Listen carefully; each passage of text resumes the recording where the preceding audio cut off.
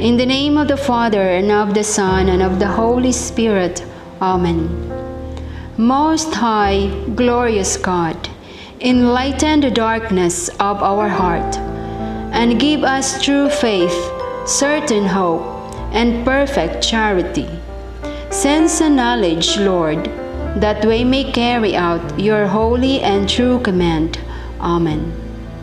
In the name of the Father, and of the Son, and of the Holy Spirit. Amen.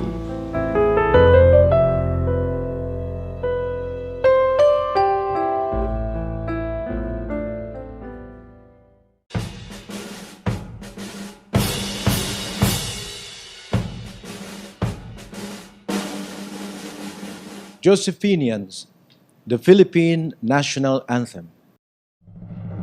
Kayang mag-ibig, telas ng sinakalan, alam ng puso, sa titik mo'y buhay. Lupang hinirang, tuyagan ng magiting, sa manlulupin, di ka pasisihin, sa nagatang tutok sa simoy at sa langit ng pagaw, ay hinatang tulang awit sa paglayang minamahal. Ang isang ng matawad mo'y tagumpay na nag-iindig, ang bituin at araw niya kailan ang ay di magtitindig. Lumalang araw ng walhagit pagsinta, buhay langit sa piling mo. Ang inigaya ng karnay mga api, at mamatay ng dahil sa'yo.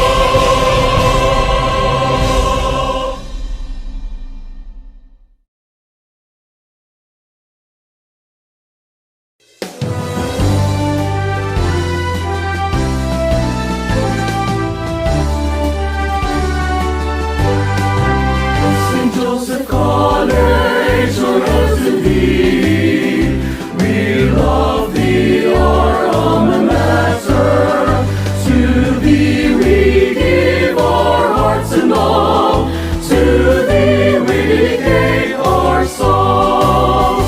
Our beloved alma mater, hail to thee. We'll remember you wherever we'll be. To thy teachings now and forever, we will be loyal. We'll be loyal. To thee we shall live, and for thy honor we shall die. Our beloved alma mater, hail to thee. We'll remember you wherever we'll be. To thy teachings now and forever, we will be loyal. We'll be loyal. To thee we shall live, and for thy honor we shall die.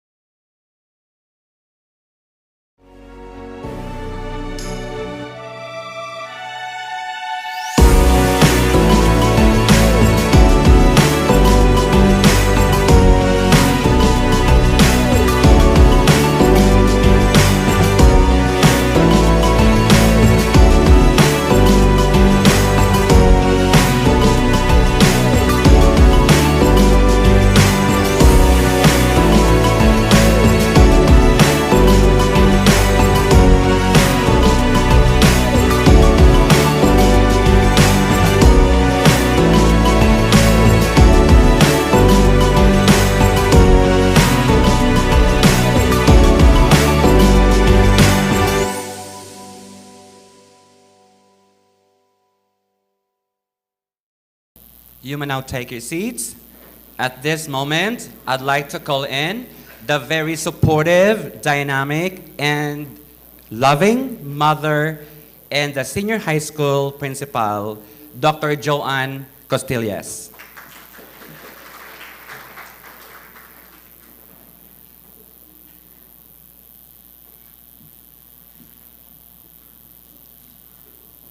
My warmest greetings to our experts panel of judges, SJC administrators, faculty and staff, students, parents, and viewers, a pleasant day to all. Zora Neale Hurston quoted that research is formalized curiosity. It is poking and prying with a purpose. This relates that research is the creation of new knowledge that leads to new and creative outcomes. It develops understanding and decision-making. This is one of the reasons why the senior high school department focused in giving training about research to both students and teachers. As the head of the department, I also believed that through research, we can go beyond the boundaries of the scientific field and into the lives of ordinary people. In connection, the top 5 groups among the 72 groups who defended their papers last semester are the finalists in today's research forum. So, in behalf of the Senior High School Department of St. Joseph College, I heartily welcome you all in this memorable and special occasion. God bless us all.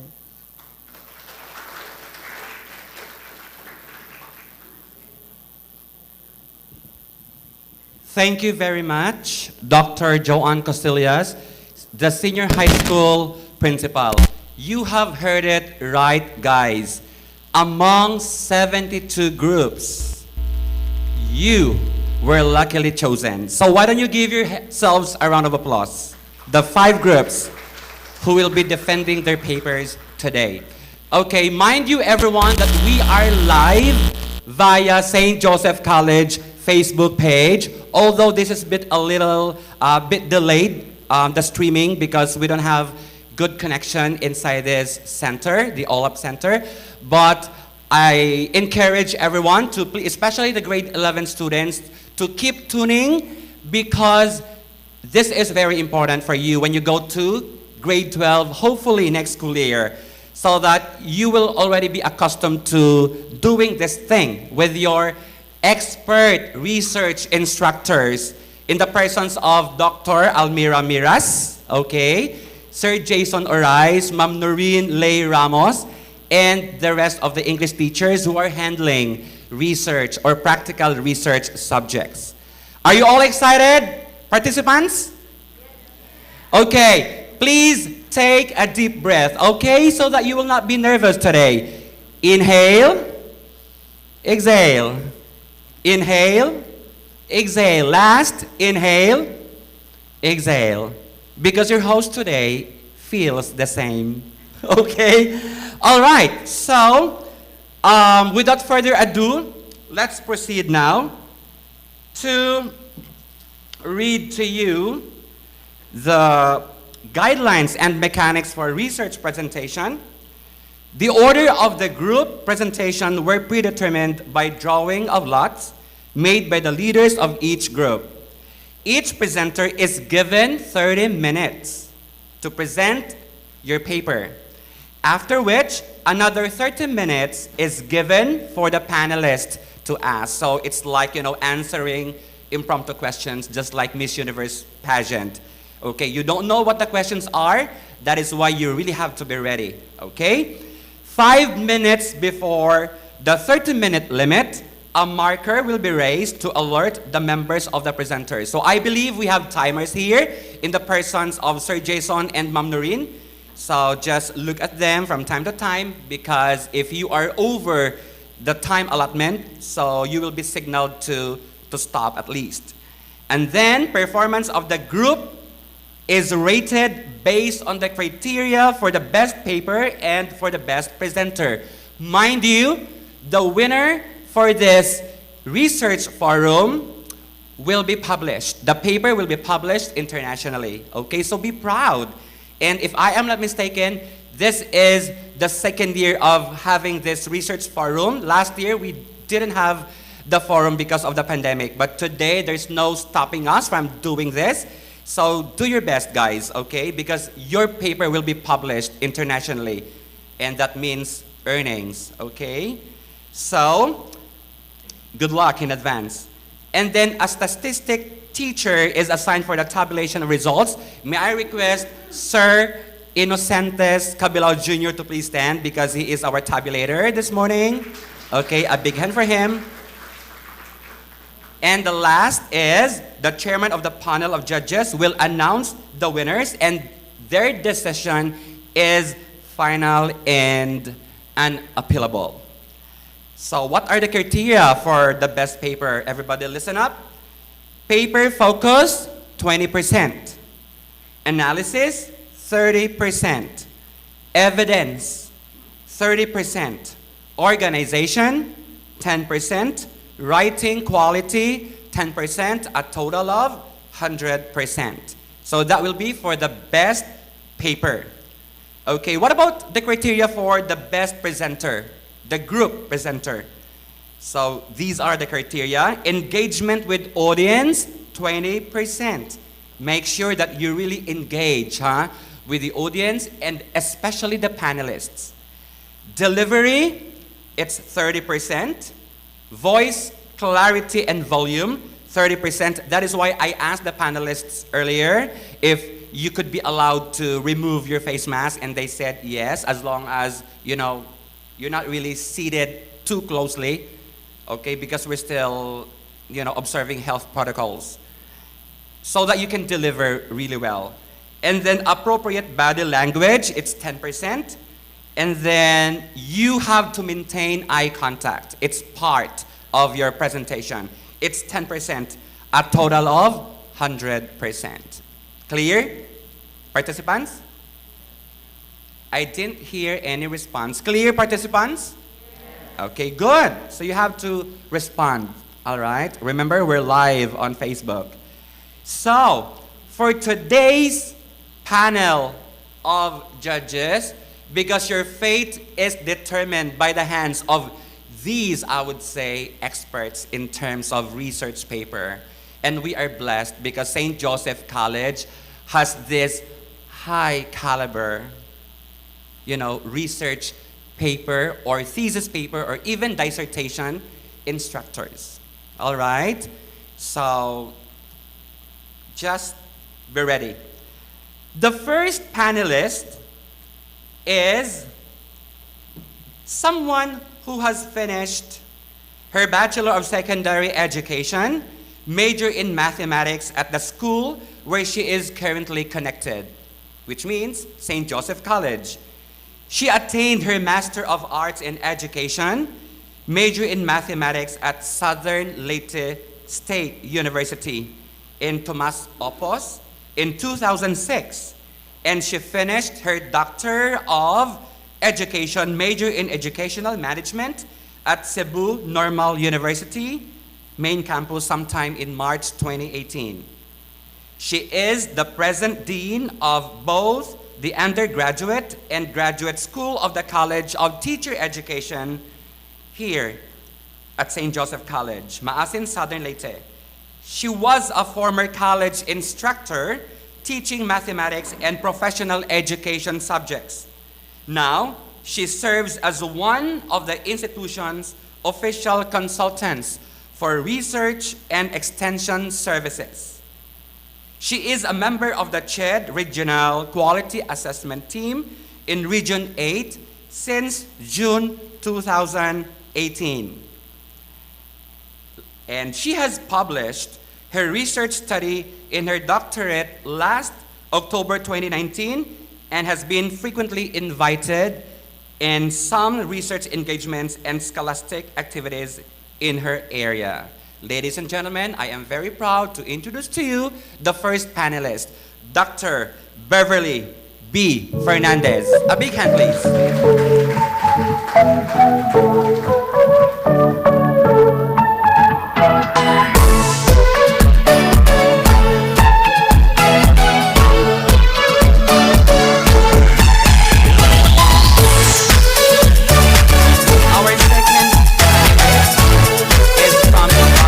Maasin City.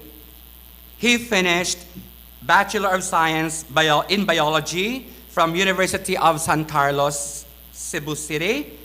And then he had his Master of Education, major in Biology at Visayas State University. And then he also finished his postgraduate, having the Doctor of Education, still it's ongoing, at University of Cebu. And he was once a college instructor at College of Maasin, all right? And with regards his awards, he's got Maasin City Division Most Outstanding Teacher in Science, 2019.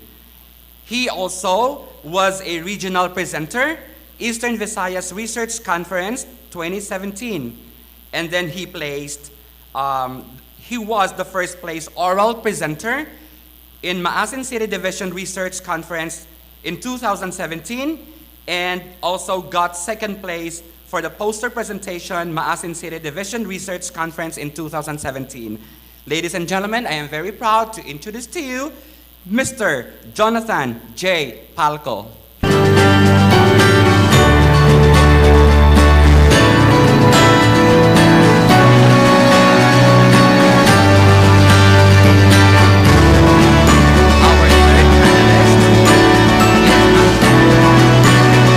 You know her very well, okay? She finished her Doctor of Education at University of San Jose Recoletos, Cebu City in 2018, having the Instructional System and Research Management subject or her field. And then she also had her Masters of Arts here at St. Joseph College in Maasin City. In 2007, major in Science Education. She also had her Bachelor of Secondary from the Visayas State College of Agriculture, Baybay City in 1995. And she is the Director of Research here at St. Joseph College from 2019 up to the present year. And she also is a coordinator here at St. Joseph College in Maasin City. Ladies and gentlemen, let's all welcome Dr. Melodina L. De La Cruz.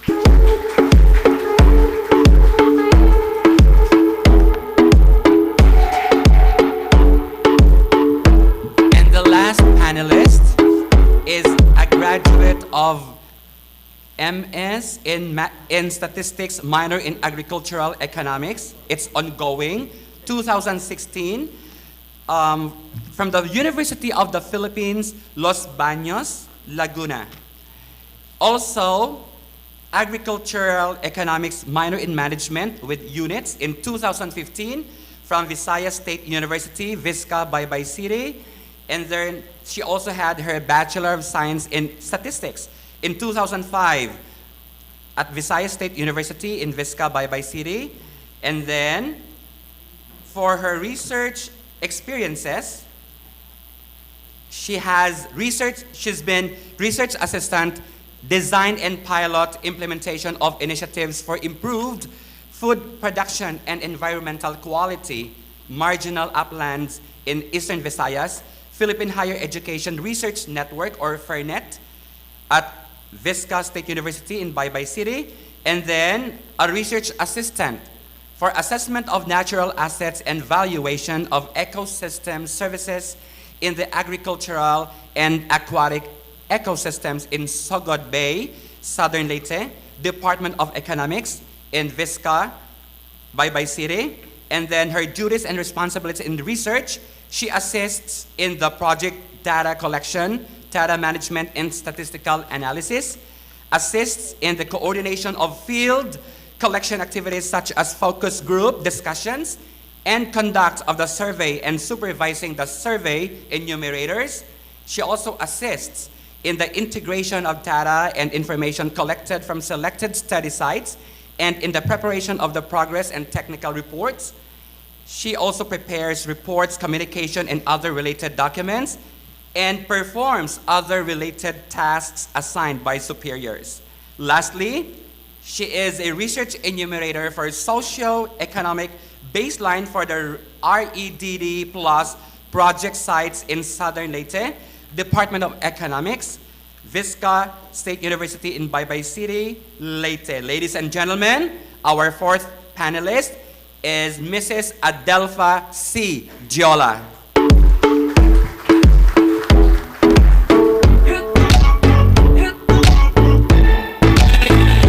All right, for the last time, let's give our panelists the loudest round of applause.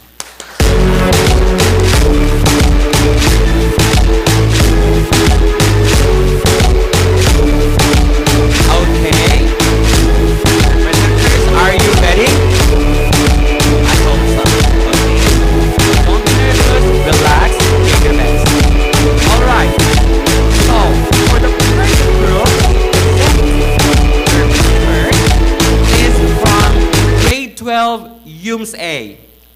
And this group is led by none other than Mariel Mariz B. Kalimbo. And her members, Menica Julia A. Asombrado, Vicky C. Pagbak,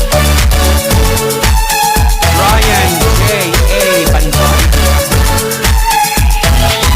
Rasti Caparubias, Simone D. O. Alaan, Irvin James S. Ligtas. With her clothes, Ma'am Rose Via Magica Serico. Please. So that you will see on our Facebook page. Alright, so they are going to defend their paper titled Good Time Management, a way to better completion of students' tasks. So first group, good luck and break a leg. A pleasant morning, everyone. Students, teachers, respective panel of judges, and those who are watching this event virtually. We are here in front of you to present a research study entitled Good Time Management, a way to better completion of students' tasks. But before we formally start, allow me to introduce ourselves first. I am Mariel Mariz Kalimbo, the leader of the group from 12 UMS A, together with my members. We have Mr. Banzon, Brian Banzon, Ms. Nikki Tagbak, Ms. Menica Asombrado, Mr. Rusty Cabarubias, Mr. Irvin Ligtas, and Mr. Simon Alaan. Once again, good time management, a way to better completion of students' tasks. Time. Time plays a significant role in our life. Every event in life requires the use of time and the management of it. Therefore, effective time management is very essential, particularly for students who are assigned various tasks from multiple fields daily. Teachers have observed that a significant number of students have failed to accomplish their tasks on time. Worse, even at the end of the semester, there are still those who have not accomplished their assigned tasks yet. As shown by scholarly work of literatures such as studies by Bridget et al. 2005 and Campbell and Svensson 1992, time management is one of the major elements that can greatly affect the student's academic performance. The question is, are the results of this study also applicable to the senior high school students of St. Joseph College? Therefore, we the researchers have come up with this study to determine the relationship between time management and the rate of completion of performance tasks among senior high school students of St. Joseph College for the academic year 2021 to 2022. By conducting this study, we were able to answer these following questions. What is the level of time management among senior high school students? What is the rate of completion of performance tasks of students? Third, is there a significant relationship between time management and the rate of students' completion of performance tasks? Fourth, what factors affect time management of the students? And lastly, what output can be generated from the findings of the study? To understand the theories and concepts of this paper, we have Ms. Menica Asombrado to discuss the theoretical background of the study. This study of the pickle jar theory by Jeremy Wright in 2002 and the goal-setting theory by Edwin Locke and Gary Latham in 1990. The pickle jar theory, also known as the jar of life, is a visual metaphor for helping people define priorities throughout the day. The goal-setting theory defines that goals must be specific, manageable, and timely. Time management of senior high school students and how it affects the rate of completion of performance tasks is the main variables of this study. Hence, the theories mentioned are some of the approaches that can assist them in having an effective time management and completion of tasks efficiently. The study focuses on determining what is and is not valuable in their tasks, as well as highlighting the important relationship between goals and performance. Furthermore, students' ability to effectively manage their time is reported to be the foundation for creating strong study habits and methods for success. With the results of the study, we plan to create time management workshop project to improve student skills in time management.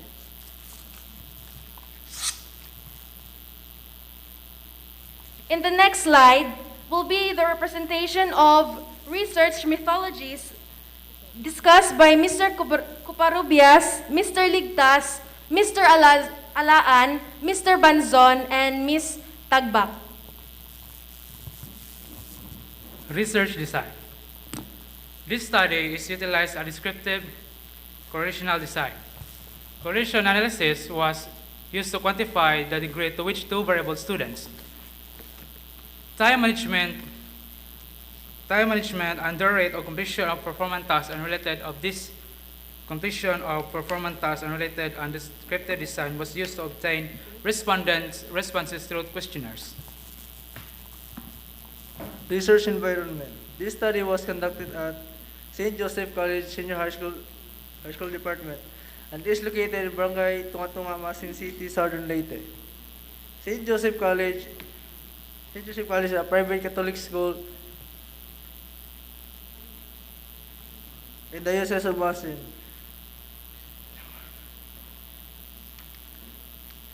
That focuses on student educational need. It aims for academic excellence as well as personal human development, guided by the Catholic faith to the love of God and country. The research respondent of this research are selected grade 12 senior high school students coming from different strands for the academic year 2021 to 2022. Coming first semester, randomly picked on chosen. The researcher used the stratified random sampling.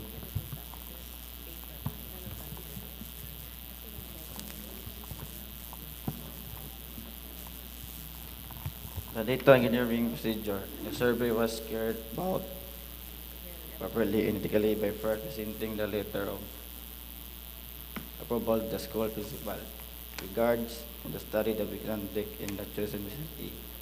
We requested permission to obtain a list of grade 12 students who are currently enrolled in the academic year 2021 to 2022. The primary instrument that was used was the survey questionnaires. The survey was conducted through an online platform. Since we are not allowed to do field work at the moment due to the pandemic, the information and identity to the respondents were kept confidential and will remain among the fellow researchers. So now, let's move on to the statistical treatment. The adequacy of sample size was examined first using factor analysis. As revealed in the table, the Kaiser-Mayer-Olkin measure of sampling adequacy was 0.748, which is commonly above the recommended value of 0.7. And the Bartlett's test in sphericity was significant, implying that the sample value of 120 respondents was sufficient enough. Statistical package for the Social Sciences, or SPSS, software version 17, was used to calculate the frequency, the percentages, and the weighted mean. Frequency was used for counts to determine how many. The percentage is percent equivalent, and the weighted mean is for ordinal data and the Likert scale. Person R was used to find a linear relationship between the two variables, the student's time management and the rate of completion of performance task.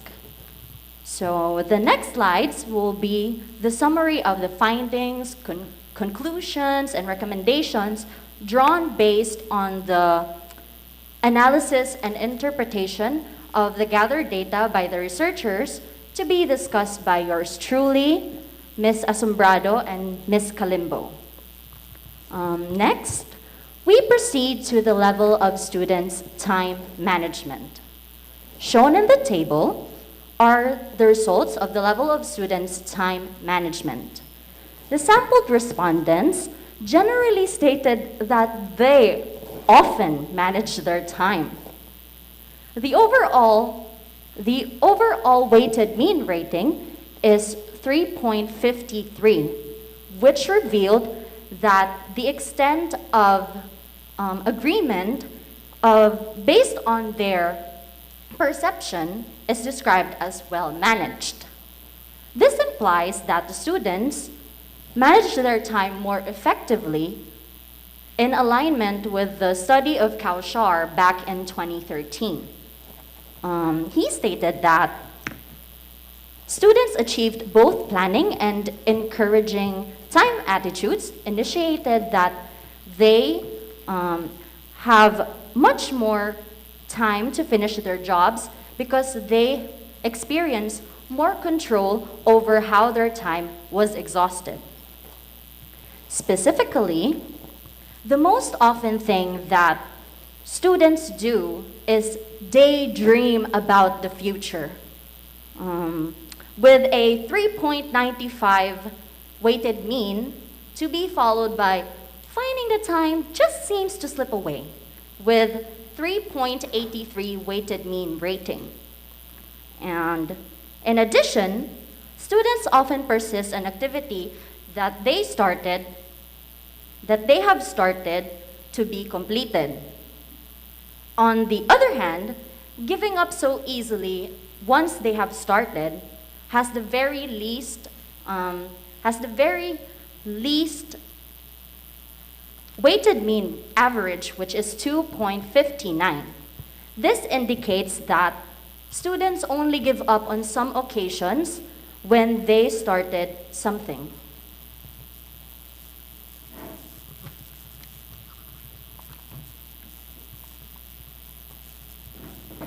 Presented in the chart is the rate of students' completion of tasks. Most of them have a very satisfactory percentage of 48%, followed by those with a very outstanding 27%, and a satisfactory performance with 16%. Moreover, 9% or 11 out of total have a fairly satisfactory level, and nobody got a grade below 79. According to Darling Hammond and Adamson in 2010, teachers are enabled to gather evidence not just about what the students know, but also what the students can do with their knowledge. In conclusion, the students have a good performance in terms of completion of tasks.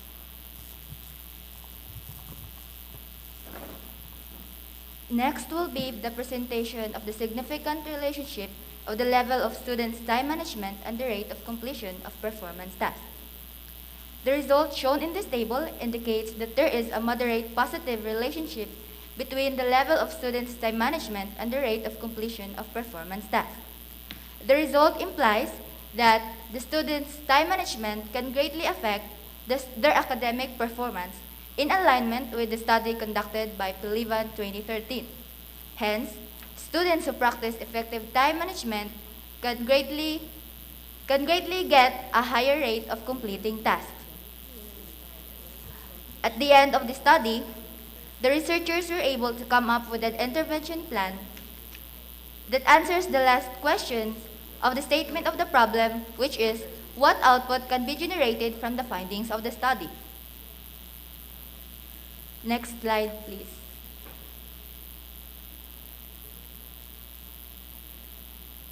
Before I present to you the output of the study, we still have the last table for the results, which is the factors affecting time management, to be presented by Ms. Nikki Tagbak.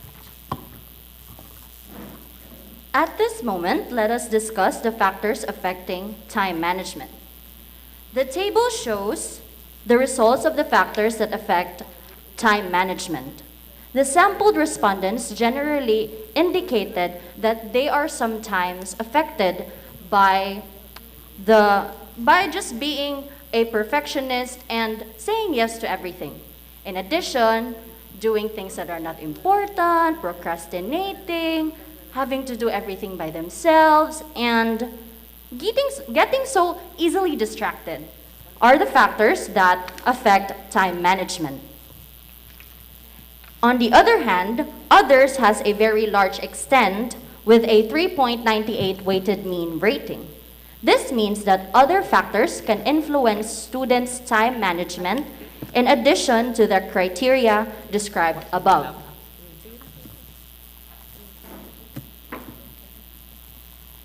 Next will be the presentation of conclusion to be presented by Ms. Nikki Tagbak.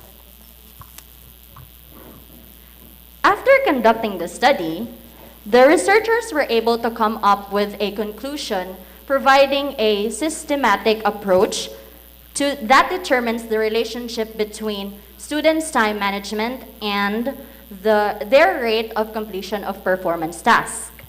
This method allowed the researchers to determine behaviors that influence performance and on what treatment would be beneficial in assisting the students to complete their task with good time management. This study will assess the students to manage their time in order to achieve academic success. Moreover, the researchers were able to develop an intervention plan that can help the students.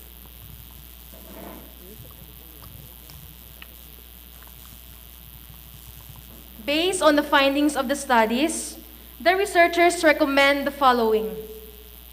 Students must practice completing their tasks immediately, as the rewards will be given after they've accomplished their performance tasks. 2, students should know what or how they consume their time. They shouldn't waste their time and practice doing their tasks. Number 3, students should take notes what their tasks or activities will be to assist them on remembering things what needs to be done. 4th, parents should monitor their child of their studies in order for them to know if their child is doing good at school. And 5th, future researchers may undertake studies in other areas and in a face-to-face environment to better obtain on the relationship between time management and students' rate of completion of performance tasks. At the end of the study, we, the researchers, were able to come up with this project entitled Epektibo nga Pagdumala sa Oras, Atong Buhaton para sa Maayong Kaugmaon. It is a time management workshop plan that will assist the grade 12 students of St. Joseph College in developing effective time management. The goal of this project is to help the students to first plan and prioritize each day's activities. Second, quickly and easily overcome procrastination. Third, effectively deals with backlogs and crises. Fourth, make greater use of time. Fifth, be prepared for upcoming various workloads. And lastly, learn to create a commitment to themselves and take control of their time and day.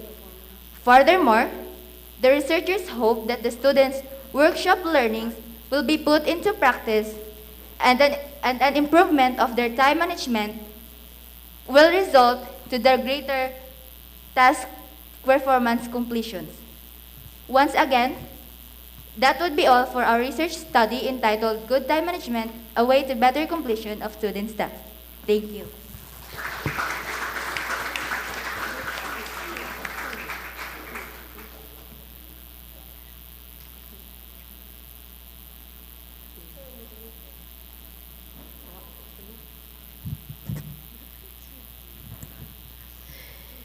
Good morning, everyone. Good morning, Dr. Joanne and my colleagues here, students. Good morning. And for the presenter number one, good morning. It's a good thing that you have presented to us such a research like this. Especially you have recommended a proposal on the workshop plan on how are you going to manage your time well. Now, you have emphasized in your rationale of your study that there is so-called significant percentage of the students who have failed to complete their task on time. But you have not spelled out if these students have completed their task in delayed manner. Now, results shown based on your presentation that the students, the respondents in general, that's quite a good number of sample, that's 120, am I right? You have shown that the students manage well their time and that they have this so-called very satisfactory rating on the rate of completion, which we could say that this academic performance could not really point out the completion rate. So might be there is so-called scoring criteria on how is a student is being assessed in terms of submission of task, if there is so-called time element in the scoring rubric. But then when we say academic performance, that is very broad. By the way, how did you get the GPA of the respondent? We got the GPA of the respondents by asking permissions to obtain their grades in the office. The quarterly grade, is that so? The GPA of their second semester of the last school year 2020 to 2021. All of the subjects? Yes, ma'am. All of the subjects. Now take note that, if I am not wrong, the academic performance is assessed according to performance task, written exam, and quarterly exam. Am I right, ma'am? Oo. So where is there, slight element lang ang inyong gi-assess ato, the completion of task lang. Wa gani mo nag-appeal sa quality of output. Now, what makes you decide to have, this is my main question, my concern. What makes you decide to have this time management workshop plan when you have presented to us the result that the students in general are managing well their time in terms of the completion task? In short, the research gap that you have pointed out is not really the problem. So what makes you decide?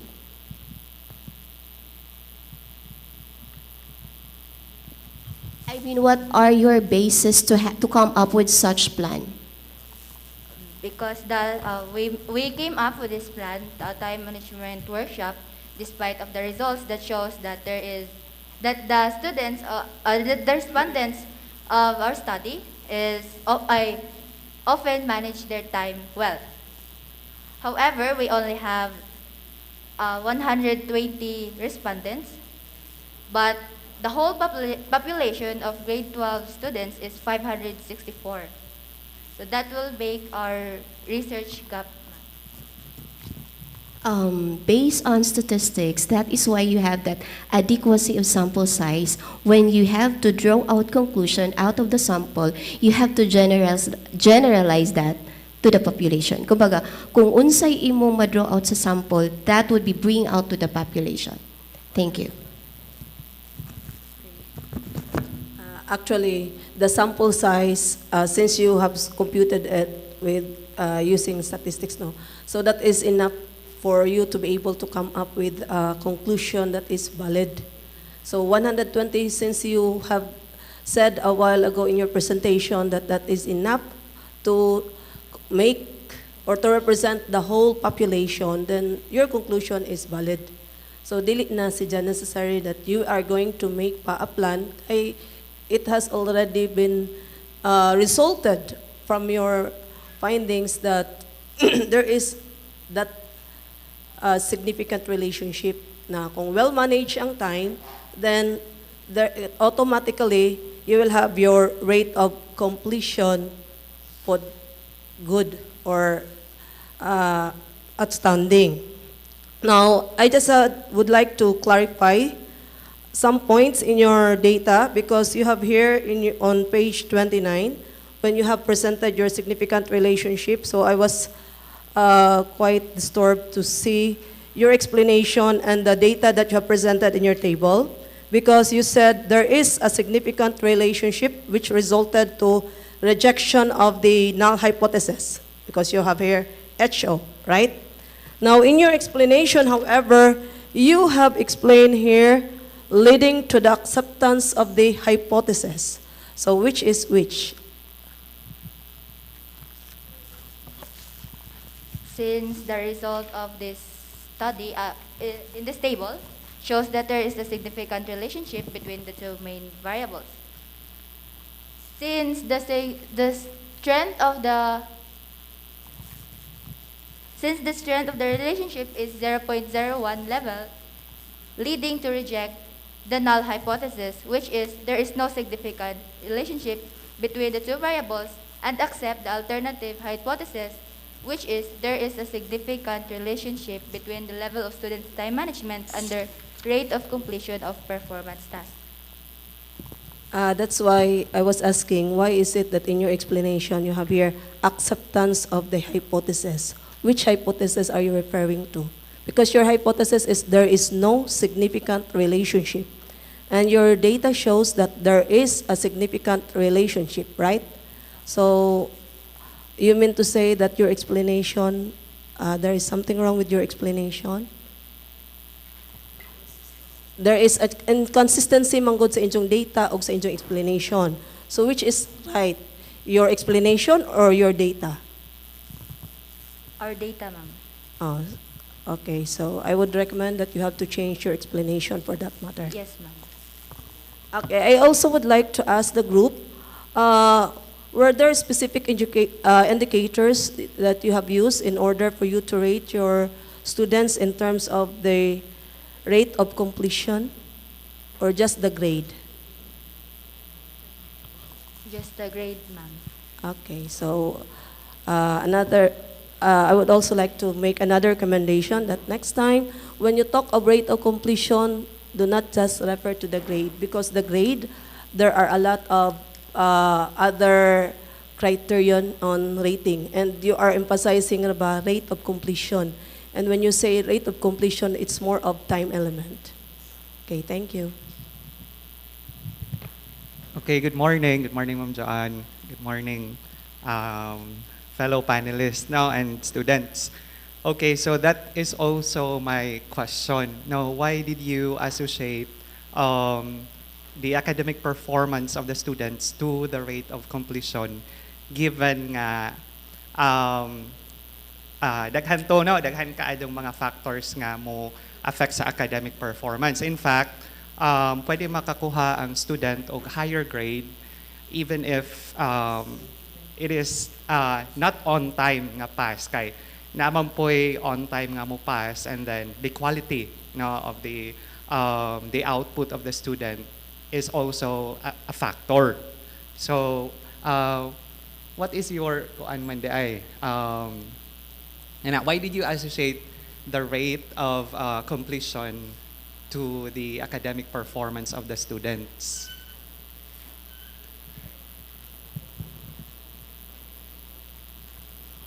We associate the rate of completion task of students as their academic performance because mostly in schools, teachers have provided more on performance tasks such as projects and activities, sir. Okay. Sige. So, I also agree with Ma'am Beverly and Ma'am Dindin nga that's it, no? So, kinahanglan pa nato ni i-consider ang kadtong academic performance in relation to the time management. Okay. Yes, sir. Now, for your rationale, no? So, what is the gap, no? Have you established the gap in your manuscript? Unsa may na found out dahil ninyo at the setting sa St. Joseph College nga nung which drives you no to have this research? We came up with this research, sir, because last semester, our teachers are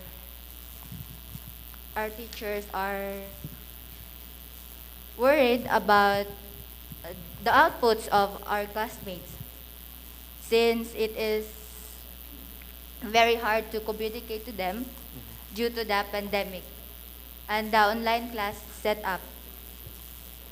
Okay. Now, you have seen no, the perspective of the teachers. Now, what about the perspective of the students? It could be a good point wherein you are going to put here no, the gap. No, what happened to the students in the time of pandemic?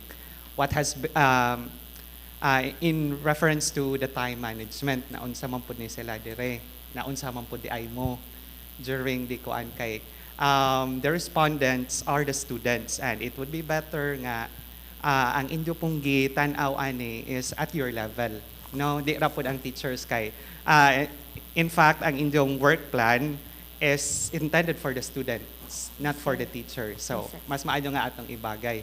And one more thing na lamang pod, coming up with a work plan may not be necessary since the result is well managed man.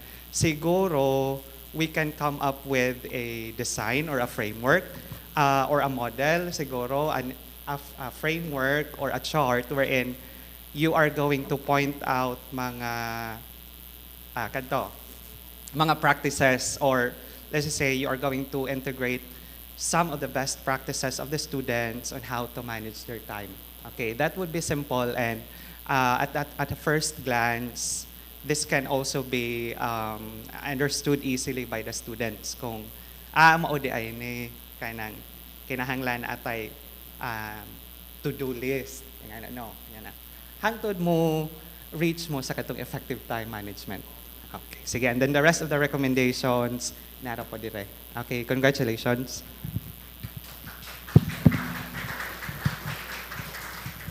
Okay, good morning once again. So to the panelists and also to the presenter. So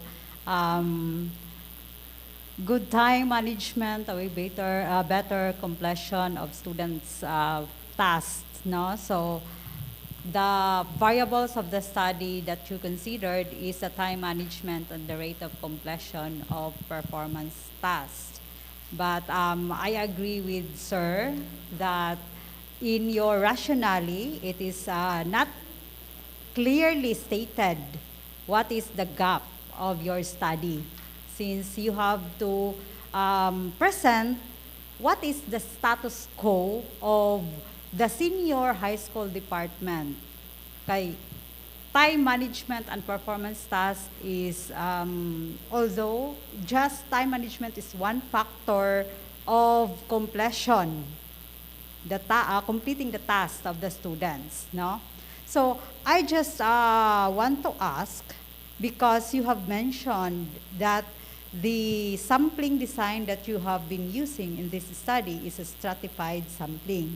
So as based on your presented in the study, you have samples from all the tracks of the senior high school department, right? But based on your presentation, are the results true to all the tracks?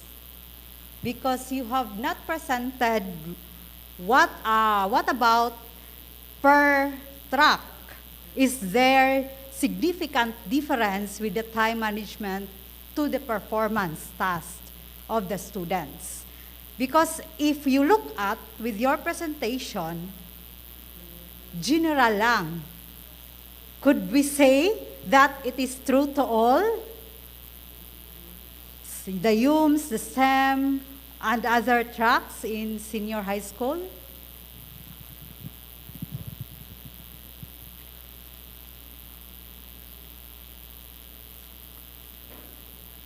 Because when we talk about stratified sampling, you have to present per strata. What is the result per strata? Na? Kay sayang ang atong data nga gigather and yet dili nato ma-emphasize well. The concern is there nga gusto ninyong mahibawan if the students really perform or the time management really affects completion of tasks of the students. But at what track nga mostly naka-affect ni siya nga factor? Kay lahi-lahi man sila, yes, lahi-lahi ang task nga gi-assign per track for UMS, for STEM, for other TVL or for the TVL track. Lahi-lahi sila nga performance and it is very crucial, no? Nga makaingon ta nga there is significant relationship between time management and the task completion. So, another thing is, remember that time management is only one factor and you have identified other factors, no? Nga inyong gipresent. So, we have to be very cautious in generalizing our result. And you have to see to it nga the scope and the limitation of your study is being considered. No? Kay if we just glance your or read your recommendation and conclusion, mura mag-true to all schools. Yet, you only consider SJC. And SJC is only one school within the region, within the province. No? So, ato nang i-consider ang atong conclusion. Generalization, maybe, pagkuha ninyo og sample, you are in the right track, that you have computed your sampling, although, naay gamay nga kuano sa atong pag select og sample, kay ingon man mo that your sample is being computed by Mir ba to? Sorry. Murag kaysa Mir? Yes. So, no. Taro Yamins. Yaminis. Taro Yaminis formula. And this formula is only applicable for estimating the proportion of the sample. So, that means kung may tag proportion, it is dichotomous.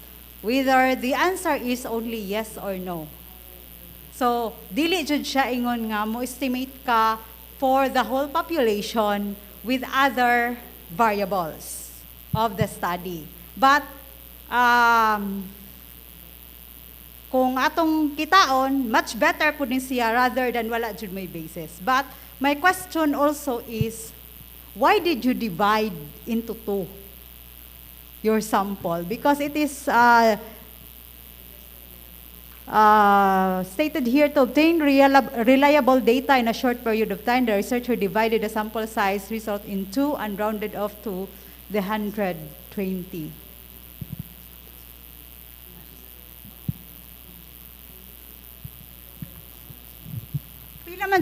Pila man siya inyong first nga computation sa sample size ninyo? So kay divided og 240, no? 240 nya gi-half ang kuan.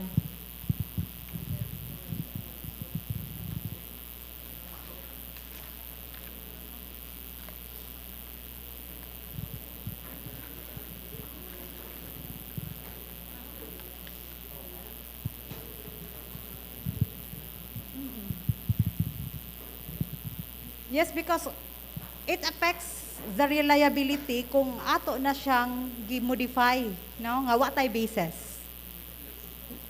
There should be a basis of all our undertakings. Nga moingon ka mo consider ka nga mao ra ni ang akong sample kay ma-forfeit ang atong kuan objective sa atong study. No?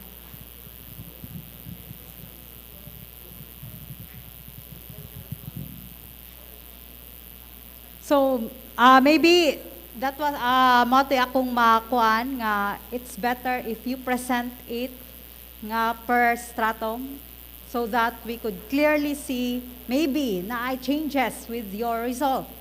No? Nga pwede natong ma-apply ang inyong plan nga gihatag at what certain track sa senior high school department. Maybe dili siya applicable for STEM or for UMS but applicable for TVL. Yes, ma'am. That's all.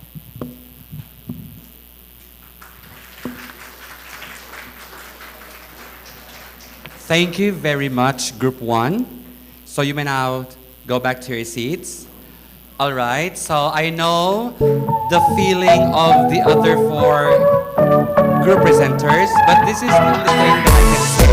You know what? The panelists are not roasting or grilling you. In fact, as I was observing the panelists, they gave me pieces of advice on how to become better next time. Right? And I would like to remind those who are watching recent photos via the school's FB page. Please keep tuning in because you will be learning a lot of things, no? Even the teachers themselves, even I myself, I'm learning a lot. So,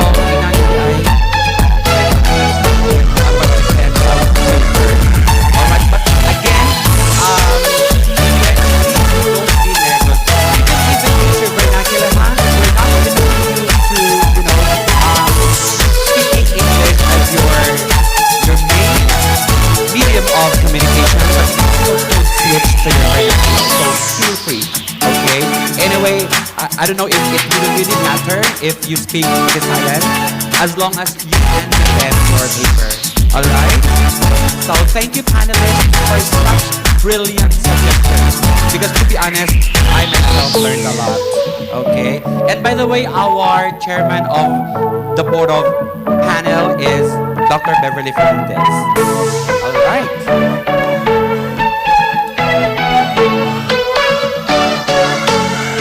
Moving on. Let's have group 2 for their presentation.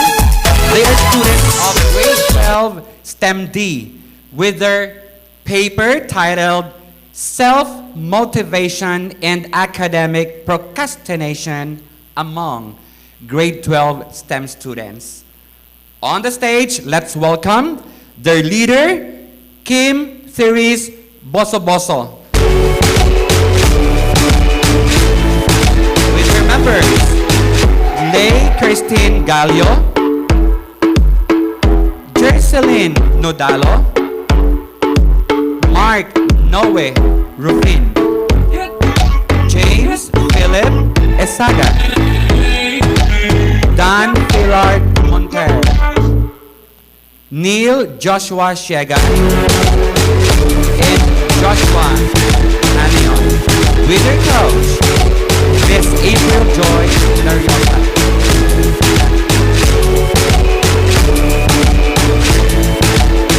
Okay, so you may now take your seats. Once again, their presentation, their paper is titled Self-Motivation and Academic Procrastination among grade 12 STEM students. Good luck to all of you. Group 2. So, good day to one and all. We are the Group 2 from Grade 12 STEM D, and we are here to discuss our research entitled Self-Motivation and Academic Procrastination Among Grade 12 STEM Students. Again, I am Kim Therese M. Bosoboso, the representative of the group, and these are my oh-so-tall members. First, Lay Galio, James Philip Isaga, Jerseline Nudalo, Joshua Anyon, Dan Fillard Monter, Neil Joshua Shega, and Mark Noe Rufin. So, procrastination has become more prevalent in our society, especially in our school setting. This has resulted badly for the students as they delay their tasks. We all know the stress and pressure it puts us in. Diba, we often say nga, unja na oy, or ugma na, next week pabitaw ang deadline, or kapoy si ugma na lang na buhaton. And we know, at the end of the day, matambakan or gihapon ta sa ato mga buhatonon. There are numerous factors that can reduce or circumvent academic procrastination, and we believe self-motivation is one of them. As our presentation continues, we are going to discuss if self-motivation can indeed influence academic procrastination.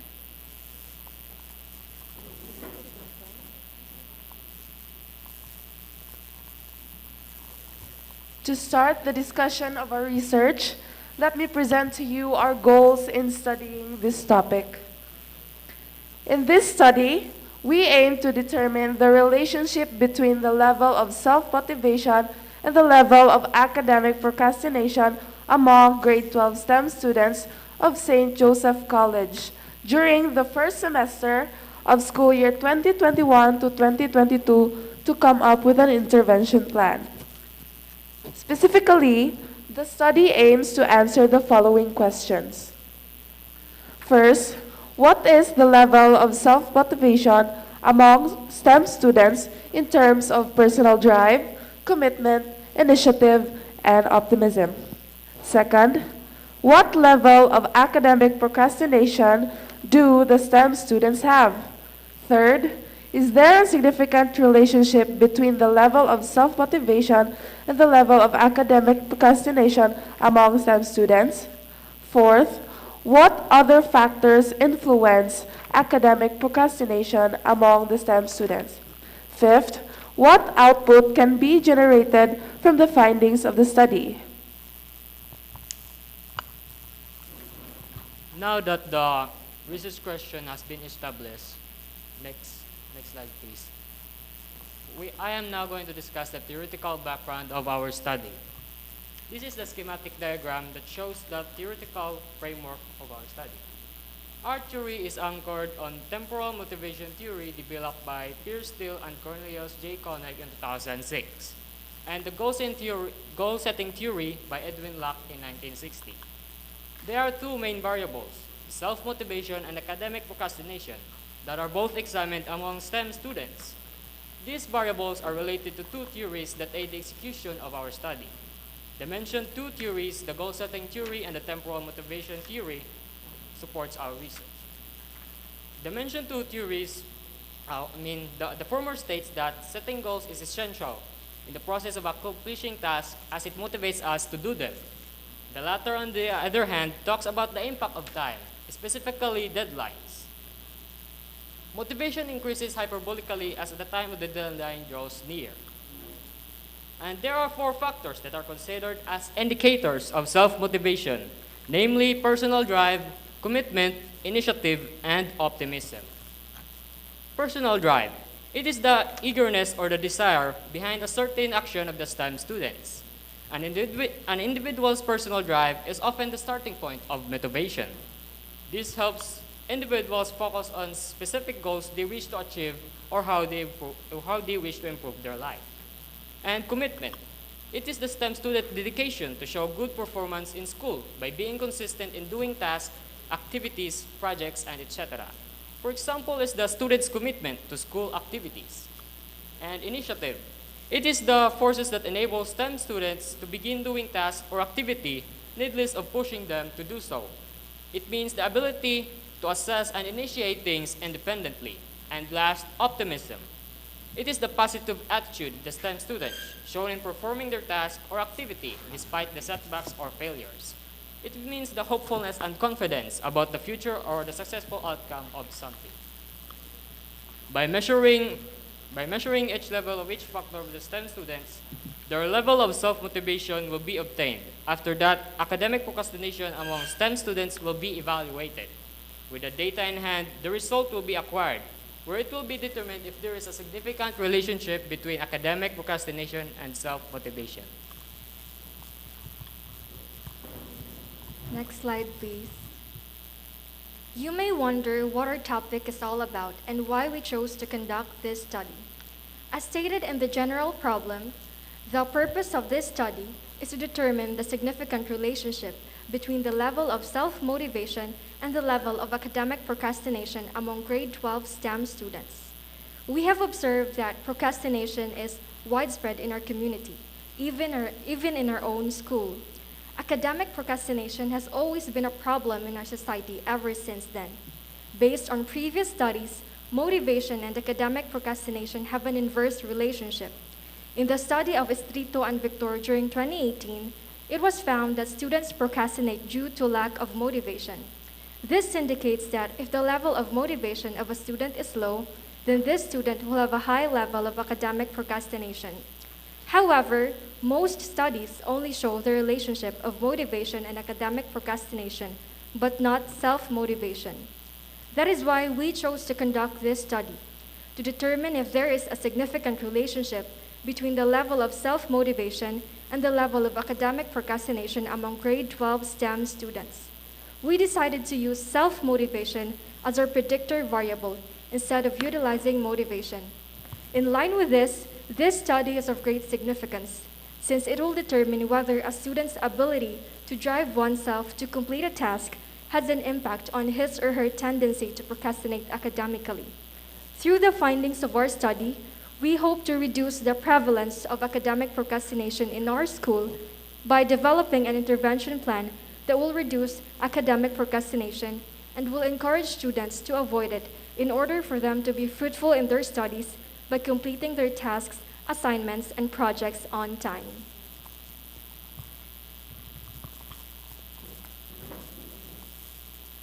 Moving on to the method in conducting the research, I will talk about the research design used and environment where the respondents are in the descriptive. Research design. The descriptive and correlational research design, which aims to give description to the obtained data and find a relationship between the two presented variables, respectively, will use in this study.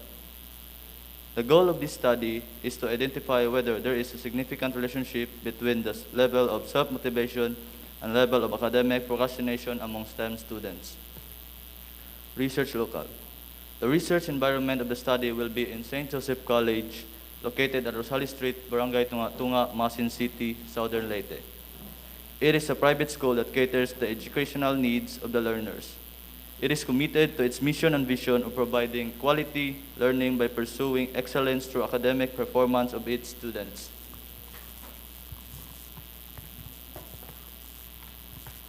Now, you may ask, how are we able to obtain the data of our research? Through the respondents and instruments. The respondents of the study were 40 STEM students systematically selected from the 6 sections, the senior high school department of St. Joseph College, located at Tunga-Tunga, Masin City, Southern Leyte. The criteria for selection includes grade 12 students who are enrolled in the first semester of school year 2021 to 2022. The study instrument for gathering data will be a survey questionnaire created as a Google form. The questionnaire about self-motivation is adapted from a website and was revised to be appropriate for this research, while the one used to measure the level of academic procrastination is the Academic Procrastination Scale, authored by Justin B. McCoskey, a widely accepted scale that identifies academic procrastinators. The last section will include a checklist enumerating other factors affecting academic procrastination based on previous studies. The first part has 4 indicators with 5 statements or items each. Then the second part contains 10 statements, and the third has 11 factors listed. Now I will explain how we gathered the data and how it was analyzed to come up with the results we have. We researchers have submitted a letter to the principal of Senior High School Department of St. Joseph College to approve to conduct this research.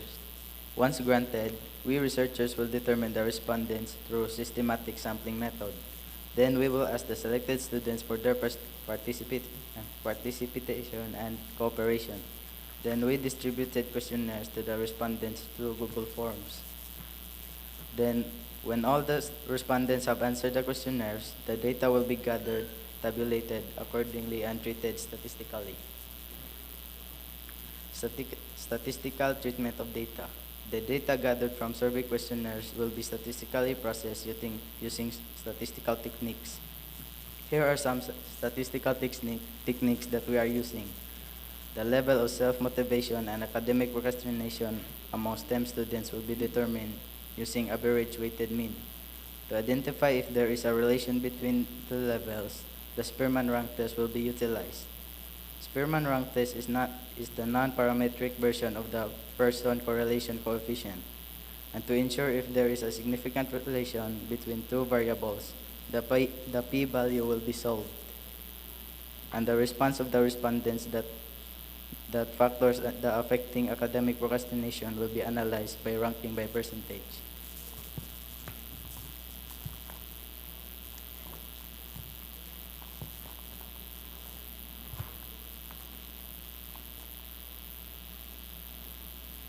Next slide. In correspondence to the research questions discussed earlier, we now have the findings. First, the level of self-motivation according to personal drive, commitment, initiative, and optimism of the grade 12 STEM students indicates that they are well motivated. Second, the level of academic procrastination according to the score is classified at the average academic procrastination. Third, there is no significant relationship between the level of self-motivation and the level of academic procrastination.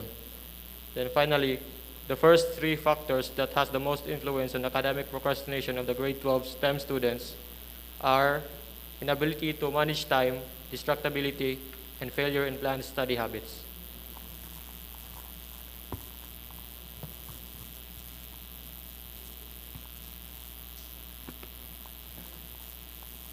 So, from the responses of the 40 STEM students, we were able to come up with these results. Firstly, we can see here in the table that based from the 4 indicators, personal drive, commitment, initiative, and optimism, the level of self-motivation among the grade 12 STEM students is classified as well-motivated, which means that they are able to motivate themselves often, but not all the time. Next, the level of academic procrastination among the students indicate here in the table that they got an average weighted mean of 3.08, which corresponds to the average academic procrastination. So we can already see from the results in self-motivation that Although students often have self-motivation, academic procrastination is still present on an average degree. But it is worth to note that self-motivation has a higher degree than academic procrastination. And so, to become 100% sure if there is a significant relationship between self-motivation and academic procrastination, the Spearman rank test is conducted and the p-value is computed. The table shows that the degree of relationship is weak negative. Therefore, we fail to reject the null hypothesis. Since the p-value is greater than 0.05, there is no statistically significant relationship between self-motivation and academic procrastination. Although they have an inverse relationship, which means that as self-motivation increases, academic procrastination decreases. Still, it is insignificant. The last table exhibits the first 3 factors that has the most influence on academic procrastination. So among the 11 factors that we've given, the first in rank is inability to manage time. Second place, distractibility. And on third is failure in planned study habits. So this proves that there are various reasons that makes academic procrastination exist until now. That is why we must do our best efforts to circumvent or avoid it as much as possible.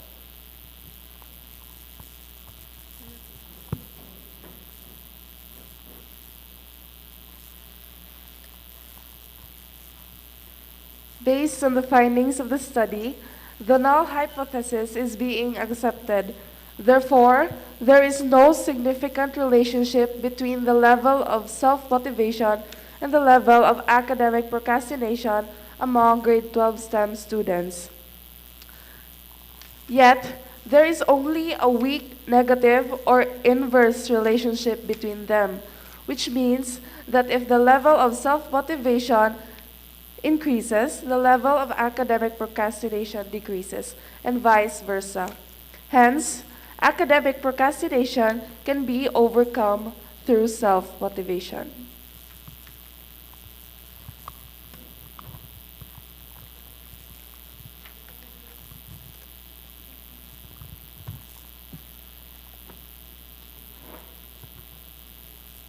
So based from the results and findings of our study, we recommend the following.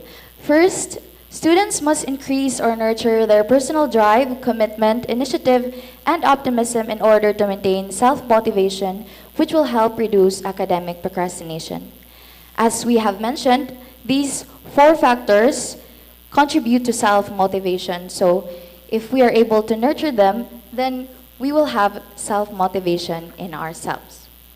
Since time management has the most influence on academic procrastination, students should follow a schedule or routine or simply manage their time properly to avoid academic procrastination. So, from the results, where other factors are, what other factors has the most influence on academic procrastination, we know that time management got in first rank. So we suggest that you manage your time properly so you will not procrastinate anymore. Number 3, students should join workshops or programs that will help them increase their level of self-motivation. So aside from time management, we can strive to become more self-motivated through joining workshops or programs. 4th, rewarding themselves after completing tasks should help keep themselves motivated. So once in a while, we also deserve to reward ourselves because of the efforts and the hard work we've put in our school life. And lastly, future researchers should conduct similar study to a larger number of respondents to discover if the same findings will be established. We admit that we only have a small sample size, so I hope the future researchers in this field will use a larger number so that to discover if the same findings will be the same. Next slide, please. In the findings of our study, we have identified that the major factor influencing academic procrastination is the inability to manage time. That is why we are able to come up with this project called Actions into Habits. This project will help students in managing their time wisely by following a productive schedule. Students can easily become productive individuals if they will follow the schedule that is provided in this project. In addition, this output that we have created aims to reduce the level of academic procrastination of the students.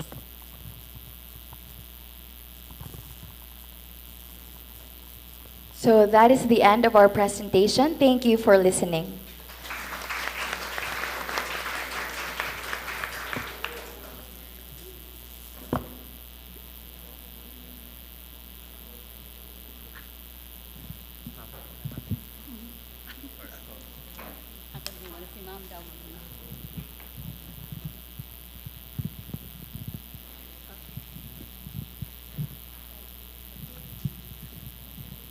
Good morning, Group 2. As I observed and listened to your research, I guess it's a supplement output of the first group. That procrastination is one of the elements of time management, that academic procrastination. And I have observed also that you have only 10 performance indicators for you to rate the level, let's say, level of academic procrastination. Yeah. And then I also observed that you only focus the STEM track ba? Oo. Why? Honestly, ma'am, there is no particular reason. We just chose STEM because we are STEM and we could easily communicate with them and connect, especially that it's online class. We were conducting this during online class, so that is why we chose STEM So students. I guess you are doing the convenience sampling. But then you only consider also 40. So kung wa man gani mo gipili di ay nga criteria kung kinsa inyong isample gitanan na laman unta ninyo STEM. Oh, STEM kay take note in choosing sample, whatever results that you have drawn out, it would be carried out to the population or in general. So mas maingon ta medyo na ay questions on validity and reliability of your data. Oh, sige daw. How Yes, would you ma'am. reconcile that? It's because of the timeline that we had. So our target was actually 50 people. And I guess also you are practicing procrastination then. Yes. Sorry po. O kasi kung STEM ang gani, yes, kung STEM ang inyong gi-focus, all of the STEM, kay there are, I guess, how many STEM, Doc? And also from we used, ma'am, systematic sampling method, and we... Muro di siguro na systematic, Di, miss? ma'am. So, we used systematic random sampling, ma'am. And so, 70 students, from that, we chose, nakakuha taog 70 students. And then, sa paghatag na mo sa among kuan, what jud ning response ang uban, kay online naman pud lagi. So, dili mo reply, ingana, si Google Form. That is why... In any miss, pag mag-conduct mo research, might be part of your scope and delimitation, or you can discuss katong ingon nga na ay uban nga wa nag-response, mas mo consider pataan na rather than you try to set quota nga 40 ra, and then it is not really, you are not using the probability sampling then. There are 210, if 210 STEM students, and take note that it would be easier for you to disseminate the survey form kay online na siya. Oo. Yes, ma'am. Dili jud na utin nga 40 ra siya, pero 40 ra gud ang ning response namo out of sa among nahatag. How many? Diyan kaya ng mga 70 nga estimate, among 70. So it's 1/3 of 210. Yes, okay. Wami kay bawd sila mo reply. Dili paghihapon ko no valid. Wala, unsaon naman. Di ba tao? I am not, we cannot do away with this. It's already conducted. But then with your next research engagement, you have to be careful in choosing sample. Kinara ba si ma'am? Expert ra ba ni si statistics? Ako medyo level 1 pa ko diha dapita, but I know the validity and reliability of that. Now, I am really after of the results. Now, as I could see, the self-motivation level or the rate of self-motivation is in 1, 2, 3, 4, fourth level. That's well-motivated. And then, ang academic performance, academic procrastination, it's in the average level. Average level. Could you please give us the idea what would be or how are you going to describe this group of students who have this average level of academic procrastination? Kaya murag nakulangan lang ako sa explanation.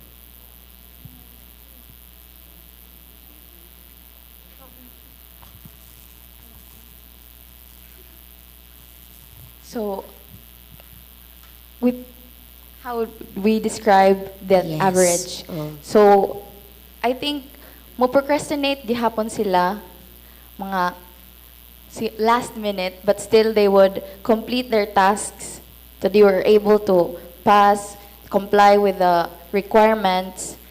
So, that is why taas yung gihapon ang ilang performance. So, in short, there is no problem at all. There is a problem since, as we mentioned in our research, that it puts the students into stress, the academic procrastination, anxiety. So, lain na sana siya nga variable. O, adto ra tas procrastination, miss, kaya aron di ta moabot og Japan. Okay, lahi na siya nga, kana na ang variable. So, ay na po ta sa inyong output.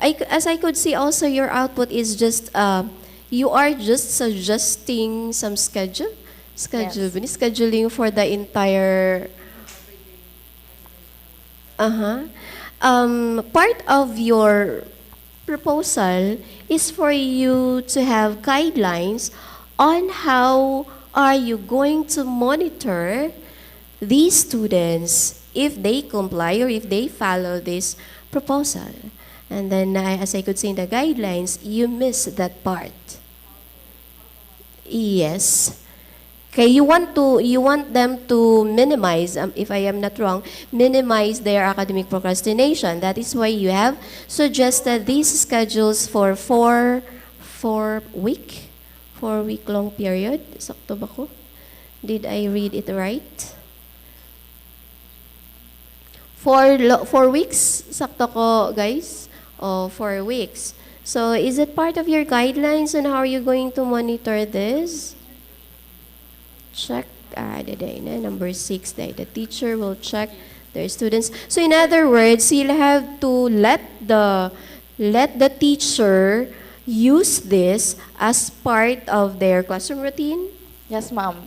So, nato dinhi nasa guidelines?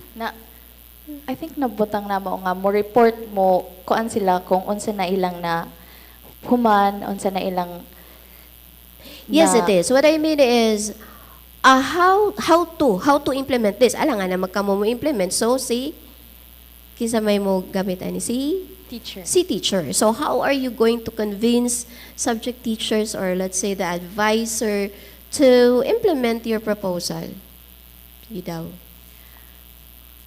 By, I think, talking to the principal first, na this can benefit the students.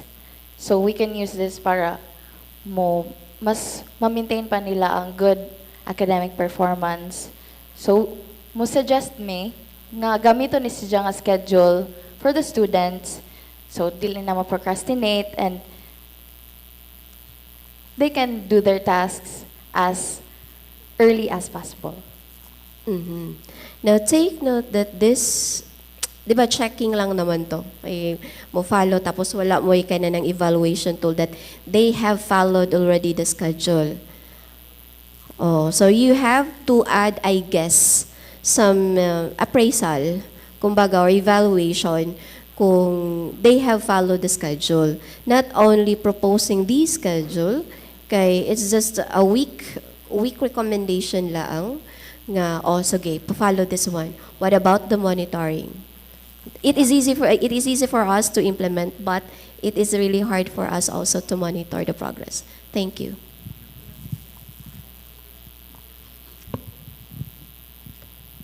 Okay, good morning. I have also the same question in mind regarding how you are going to convince your classmates as well as teachers to follow your proposal action plan. Kumbaga, no? For the part of the teachers, this would be an additional burden. Imagine you are going to check each of your student if they follow your proposed schedule, and then remember that each section consists of at least 30 students. There are 6 sections, 5 sections, 210 kuno kabuok. So 210, the additional burden na sa imong mga teachers. And then for the part of the students, I do not know if they will be convinced to follow your kanang proposed schedule, especially if they are doing well, bisag mag-procrastinate sila. Kay daghan pa man lagi pong laing criteria to get a good rating in any subject, right? No? You say this might cause stress, but siguro para nimo, remember, individual differs, no? And going back to your sample size, 40 is not enough, so the result might not be valid, no? So muna siya. So I would suggest that next time, since dili man mo sure nga mo answer tanan ang inyong napili nga respondents, mahatag na lamang mo tanan sa questionnaire anyway through Google Forms man po ninyo ano, so that you will have enough sample size for you to come up with a valid result. And another suggestion, please be detailed in your discussion of your results, because you failed to discuss the implication of your result, no? And also, use mga transition words siguro, because when you have your citations to support the result of your study, we could not see the connection, or I could not see the connection. I don't know with the other panelist. Okay, I think that would be all. I don't have any question. Kaya na-ask na ni ma'am. Thank you. Pwede ma-answer, ma'am? So, about sa among output, I think this is a student and teacher effort jud nga mo comply pud ang mga students kung gusto jud sila mo eliminate ang ilang academic procrastination. That is why mo pud sila, mo report pud sila sa ilang teachers nga mo na ni ilang gibuhat ingana. Then we also mentioned that they can customize the schedule to their appropriate nga ilang pangbuhat ingana. And ma-evaluate sad siya through kanang balikon kay bali nila o kanang answer ang survey questionnaire to know if mas ning taas pa ba ilang self-motivation and ning ubos ang ilang academic procrastination. And about sa kuan, ma'am. Regarding your proposed schedule, this is for online class, right? I think this is for online, when For, you... pwede na sa siya magamit for, oo, online class day, ma'am. Kay online na may ingato. Oh, yeah. That's why I'm also asking, how will you convince, especially now that we have already the limited face-to-face? Yes. And also, about sa pag-convince, we chose this output because we believe nga mas makabuhat ang students if kahibaw na sila daan og unsay buhaton, ang ila na lang is mubuhat ra kibali na laid out na nila ang plan inga na mubuhat na naman sila kaysa sa mga workshops or seminars unja para nako personally di man jud tanan makakuha og learning through listening ra ba. So we suggested nga action-based jud ang among output. Yes, that's true. But we cannot also assure that they will really follow. Kay pila pasign labi nagmayong na ako ni plus points kung magpa-check tang ma'am. So sige pa-check lang po ko kay kuan. But I think it's kung ako personally I would suggest that it's not the teacher that would check, but rather the parents, and parents should be true to, or should be committed in monitoring their respective children. Kay kung teacher imong saligan, or kung teacher imong pa-checkon, I don't know. I'm not sure if we could agree 100% honesty and commitment on the part of the student. So mas better kung parents ang mo, or somebody in the home that could facilitate such kuan.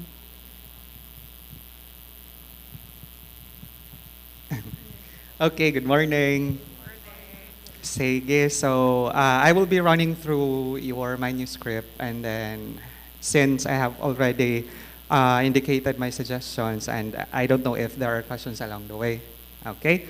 Now it's a good point that you have established the gap, no, in your rationale. Why is there a need for you to conduct this study? Now, one additional good point, Annie, is you have already the situation in SJC. It could either be an additional support if there are literatures cited wherein this is also happening in, let's just say, at a national level or at an international level, since schools are widely dispersed and students, no, in general, or I don't know if makasahin ng tag in general, have the tendency to procrastinate, no? So kana naman siguro nga good point. And then you have here the schematic diagram. You have the personal drive, the commitment, the initiative, and the optimism. Now, these are your indicators. Okay, the key areas. Now, I wasn't able to find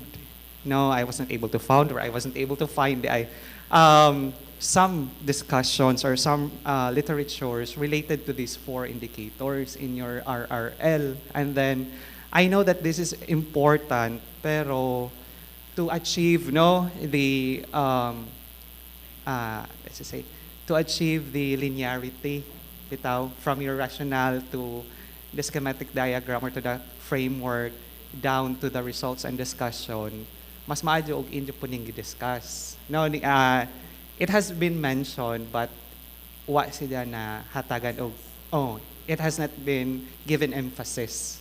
Nganong need man eh. Or else kung wa ni nato siya na emphasize, pwede man pud hinuon ni nato i-remove. Pero you find this relevant, you find this significant, so have a discussion on this. Okay? And then I'm asking for kining other factors affecting academic procrastination. why is it part of your framework or the schematic diagram of the study?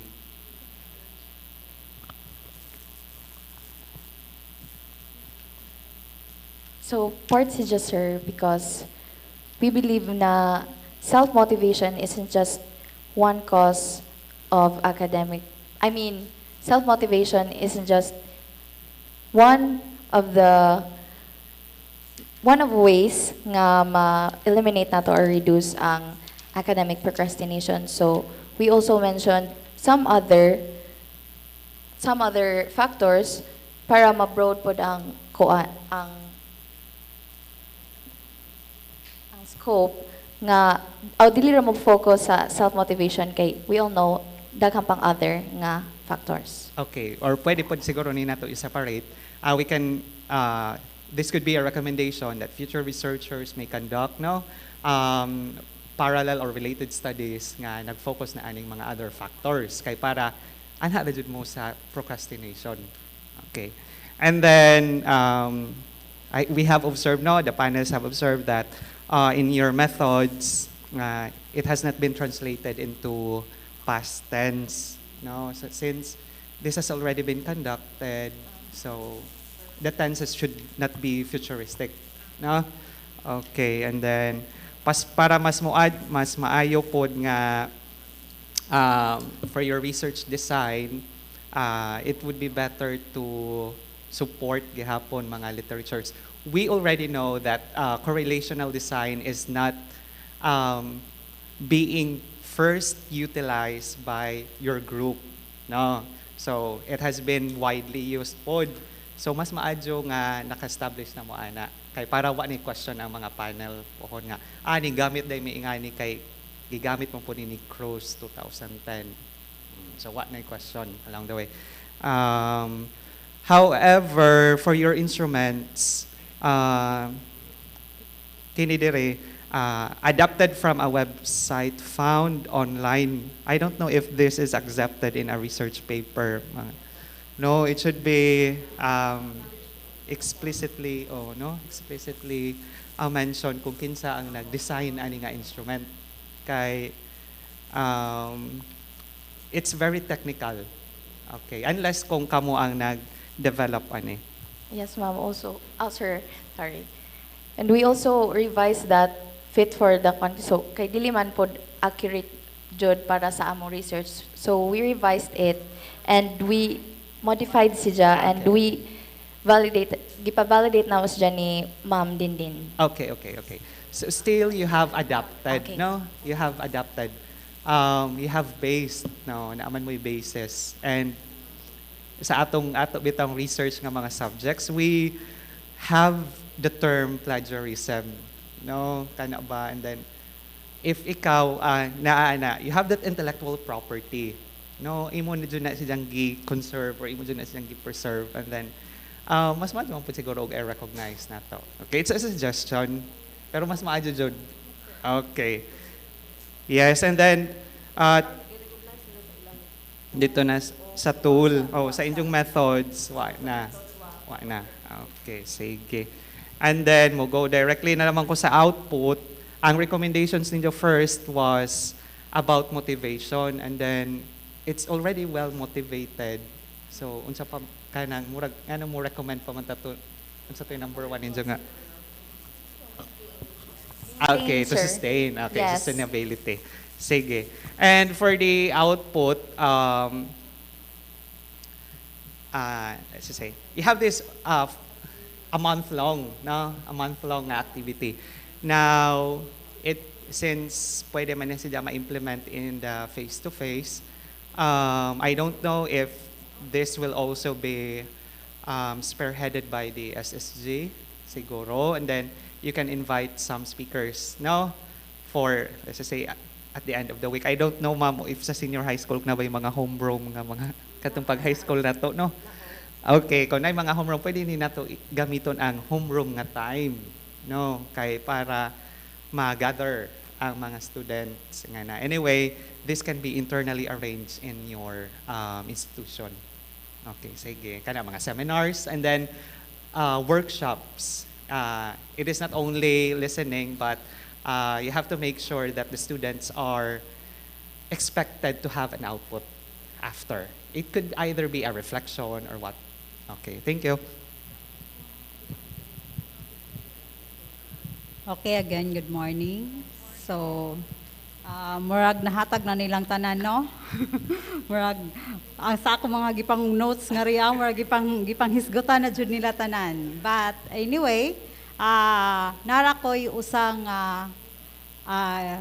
it's not a comment, but suggestion. Because when, given that you have, or given that your sample is not enough for the representation of the whole population, so we cannot use inferential statistics, hence we cannot present table number 3 in which you used Spearman row correlation, because this statistical analysis is only appropriate if you have a good sample based on your population. Unya wala man ta although ningon mo nga systematic, but if we look at it, it's not a probabilistic. Dili siya, wa jud siya ning follow sa probabilistic nga way of identifying your sample. So mao na nga, as you can see, the result is quite different. It's not significant. So mo na makita nato nga nganong not significant ang atong result because of some factors nga dili siya kanang naay representation of the population. Another thing is it is much better since we are talking about self-motivation and academic procrastination.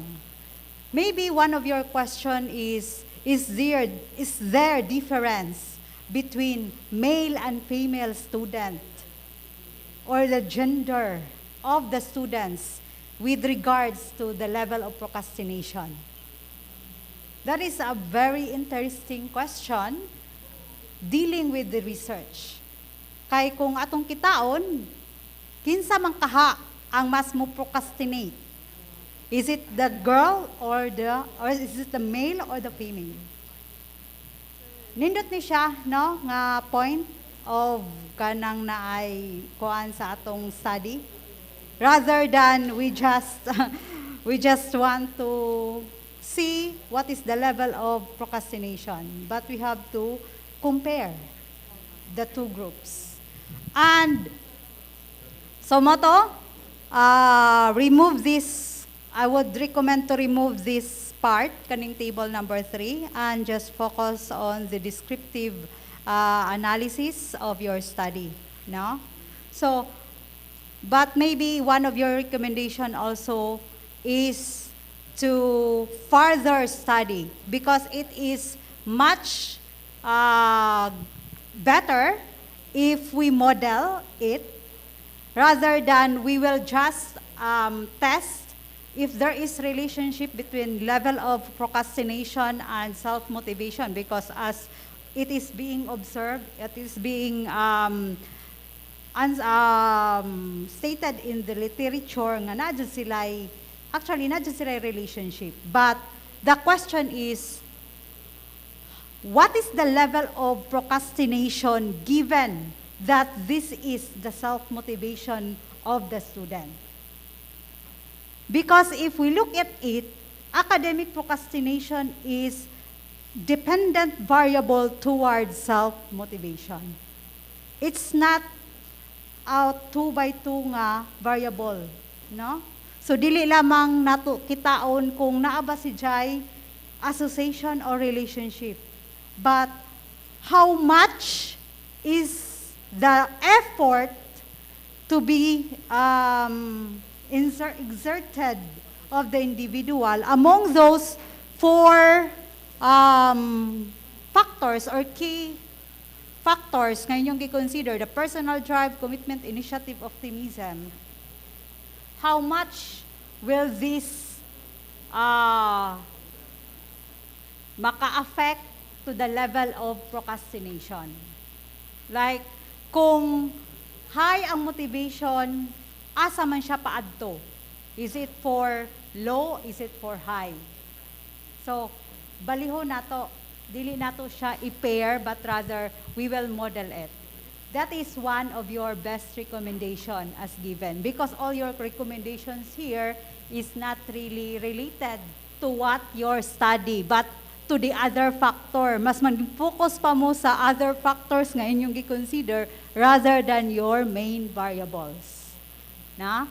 So, usa na, and if ganahan jud mo nga naa jud mo statistical or na jud mo statistical analysis rather than mean and standard deviation or the percentages nga inyong i-present, you would rather use the chi-square, not the person-row correlation. That's all.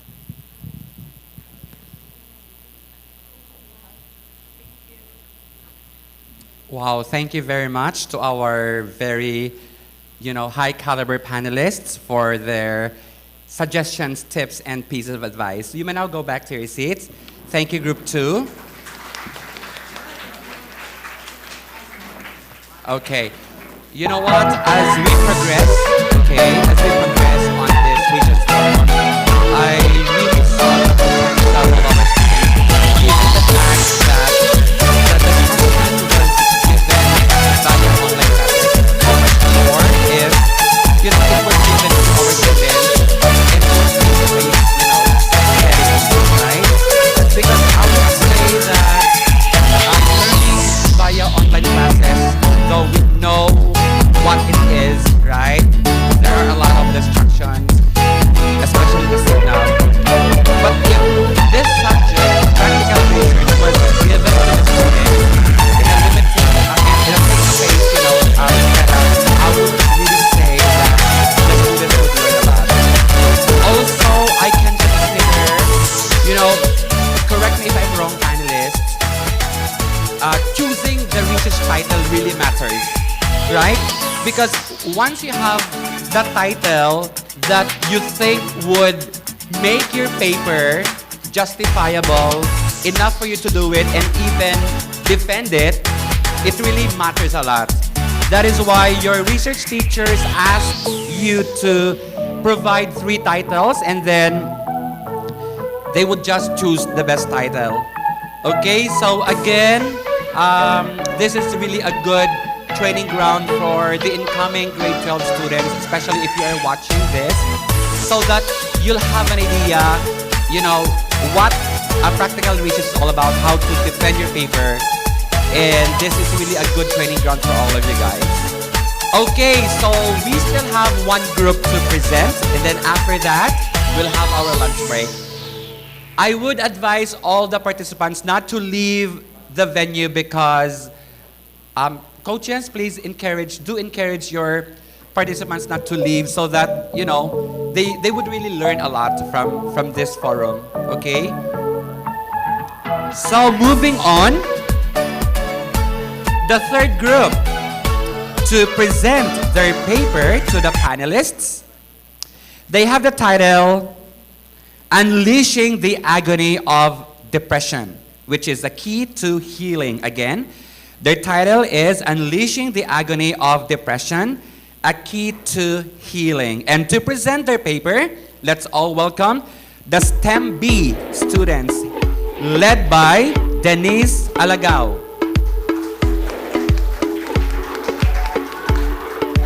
Glennis Zaiki Ann Lim, Suzanne Russell Destajo, Janica Jane Penales, Yuri Mikael Quanico, Tikot Joshua, and Jay Orize, with their coach, Miss Erica Dipay.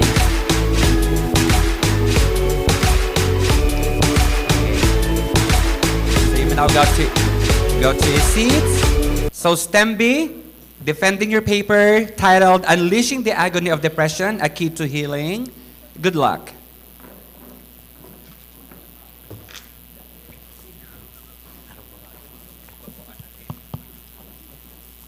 Good morning, everyone. We are here to present to you our research study entitled Unleashing the Agony of Depression, A Key to Healing. To formally start, let me introduce to you our group. My name is Denise Alagao, together with my co-researchers, Ms. Janica Penales, Ms. Hussein Distajo, Ms. Glennis Lim, Ms. Jay Orais, Mr. Joshua Ticod, and Mr. Yuri Quanico. We decided to make a study about dealing with depression during the lockdown because depression is a contemporary issue that needs to be known and addressed to all people. For them to be aware that depression is not just a concept in their minds, but a mental illness that needs to be treated and given utmost attention. Before I discuss the introduction of the study, here is Ms. Distajo for the statement of the problem. The statement of the problem. The general problem of this study is to determine the experiences of the selected students with depression during the lockdown to come up with an intervention plan. Next. Specifically, the study aims to the following questions. First, what are their experiences with depression during the lockdown? Second, what factors triggers their depression? Third, what coping mechanism did they use to overcome depression? And lastly, what output can be generated from the findings of the study? And now, for the introduction, here's Ms. Alagao.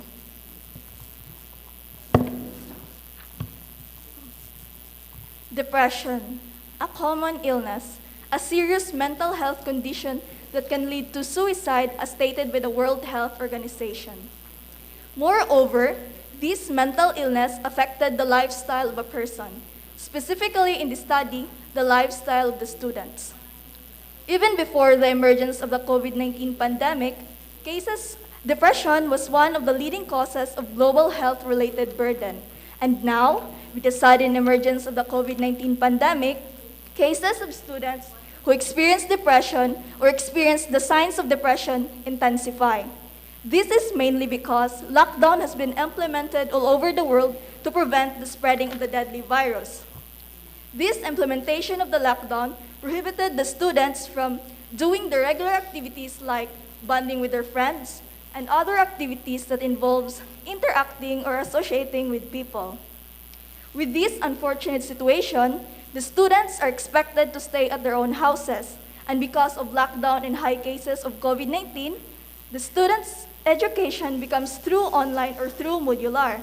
And with this new normal, the students' mental health are the ones that are greatly affected because of certain factors like isolation, negative thinking paired with overthinking, and slow internet connection that affected the performance of students in an online class. The objectives of our study are, first, to know the experiences of the selected students who experience depression. Second, to help those students who are dealing with depression through intervention plans. And for the scope of the limitation, here's Ms. Penales. For the scope and the limitation, our study focuses on what are the experiences of the senior high school students who experience depression during lockdown. Also, what are the coping mechanisms they use when their depression triggers? How they dealt with their depression, and how does depression really affected their lives as a student and as a teenager. The participants are from senior high school students who experience with depression that reside in Maasin City within the academic year 2021-2022. There are 6 selected students who participated in this study and did their online interview through using Google Meet app. Limitations of the study were acknowledged. Only a few participants gathered due to the data saturation. For the significance of the study, here is Ms. Lim. Significance of the study. This states the importance of the research. So these are the following that will benefit from the study. First are the students, who are basically the ones that will greatly benefit from this research, for they will be guided on how to conquer their depression. Second, the parents of the students. They will learn to understand what their children are experiencing and help them beat depression. Third, the researchers. They will gain some insights about this serious mental illness and learn how can this affect an individual. And lastly, the future researchers. If they plan to conduct the same research, they can use this study as a template so that it will be easier for them in making their own. And now for the research design, here's Mr. Quanico. For the research methodology, it describes and discusses how the researchers gathered the necessary data and information that was used in the study. This includes research design, research locale, research instrument, research participants, data gathering procedures, IPA, and ethical considerations. For the research design, it is a qualitative study in which it is used the phenomenological research design. A phenomenological research study is concerned with the study of experiences from the perspective of every individual. This explained and analyzed findings or pieces of information that was, about the prevailing situations. For the participants of the study, here is Mr. Arise. Research participants. In research participants, the researchers use a purposive sampling in determining participants from the set of a senior high school students. The participants of the study were senior high school students who were dealing with depression during lockdown, who were clinically diagnosed, and those who meet the following criteria of depression. Those who were willing to participate in the study were interviewed through a virtual meeting. The interview has been made via Google Meet, and all we interview respondents are just in Maasin City. And now, in research instrument by Ms. Distajo. For research instrument, we use the interview guide as our research instrument in gathering the data that the researchers made to be able to conduct online interview. The questionnaire included a variety of open-ended questions regarding those students who experienced or experiencing depression during the lockdown. And now, for the data collection of Mr. Ticon. We started our data collection by submitting a letter to our senior high principal, Dr. Joan L. Costillas, to ask permission for the approval to conduct the study. After the approval, we conducted an orientation to the participants.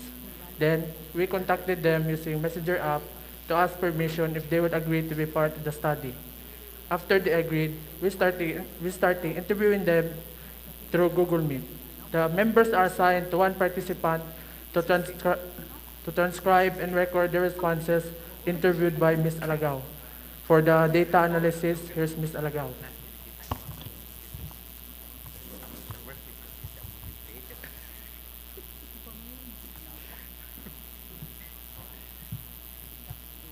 In analyzing the data, we use the interpretative phenomenological analysis, or IPA. It is a qualitative approach that interprets and elaborates the lived experience stories of the research participants. Before we get the data needed for the study, we analyze the individual interviews of the participants through the 10 stages according to Pollitt and Beck 2012. In the first stage, reading the transcript was the first thing we do to come up with the data. We read their transcripts repeatedly and thoroughly, and we also listened to their audio recordings to be familiar with the entire data set. In the second stage, we wrote some notes that are relevant to the participants' responses, and again, we read their transcripts to come up with more key points. In the third stage, the margin notes that we come up with in the second stage were compiled into a list. Through this, it ensured that it covered the whole aspects of the interview. In the fourth stage, the margin notes were grouped into thematic areas. Each theme was given a heading that contains the tone of the theme. And in the creation of the heading, the participants' own words were used to ensure that the analysis was still connected to the participants' experiences and to keep clear of predetermined concepts. In the fifth stage, we checked the identified themes and made sure that every identified theme shows an occurrence in each transcript. And then the themes were compiled into a final list of themes for the individual interviews. In the sixth stage, it was the compilation of themes and sub-themes of the individual interview. In the seventh stage, We grouped again the identified themes based on the similarity and relation from each transcript. The results of this stage was the list of themes with associated subthemes. In the eighth stage, we checked and reviewed again the accuracy and relevancy of the identified themes based to the participants' experiences. In the ninth stage, under the suitable heading of the final list of themes, it is where all the extracts were entered. In the 10th stage, the basis of the results and findings sections were written in this stage. The extracts from the participants' accounts described and illustrated the themes. After we got the data needed for the study, we destroyed all the audio recordings to protect the identity of the participants. And for the themes of RRL, here's Ms. Pinales.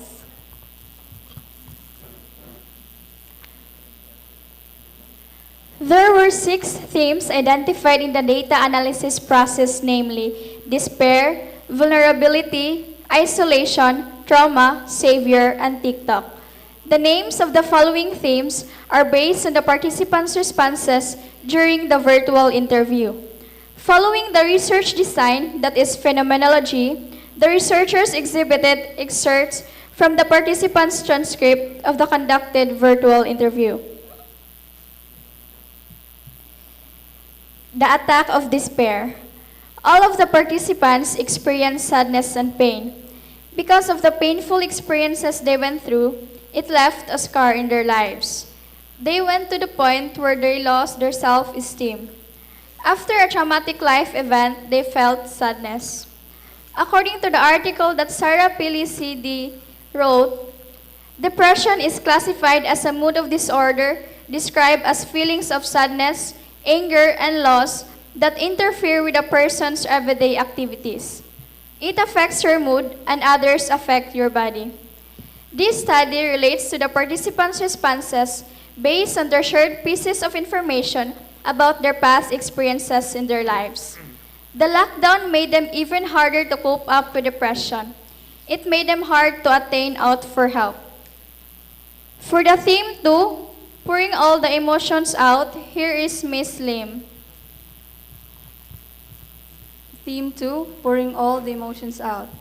The researchers found out that this mental illness made the participants to become helpless and ends in shedding tears, either knowing or not knowing the reason why. Hilary Jacobs Hendel, a psychotherapist, stated in her article in the year 2018 that it's healthier to release your emotions rather than ignoring it. She also stated that the current neuroscience suggests that the more conflicts a person experiences, the more anxiety they feel. And as to anxiety, it can cause a person to cry. The body is ready to react to perceived danger before it's aware that an emotion has been triggered. That's why most of the people are ruled by their emotions without any awareness that it is happening. So this basically relates to the participants' responses about shedding tears because it explains all the idea about it, and it includes why a sudden emotion acts up directly to them without the urge to control it and without the knowledge of knowing why. And now for the theme 3, intentional isolation, here's Ms. Distajo. The intentional isolations. Since the pandemic made everyone distance from each other and isolate themselves from people surrounding them, the majority of the participants deliberately exclude themselves from their families and friends. According to Methodist 2020, a feeling of not belonging or not feeling connected to other people can be tremendously powerful. As the pandemic hit, our spaces of connection lessened and we found ourselves more secluded at home. The study relates to the participants' responses as they experience depression, like losing interest or not feeling connected to other people.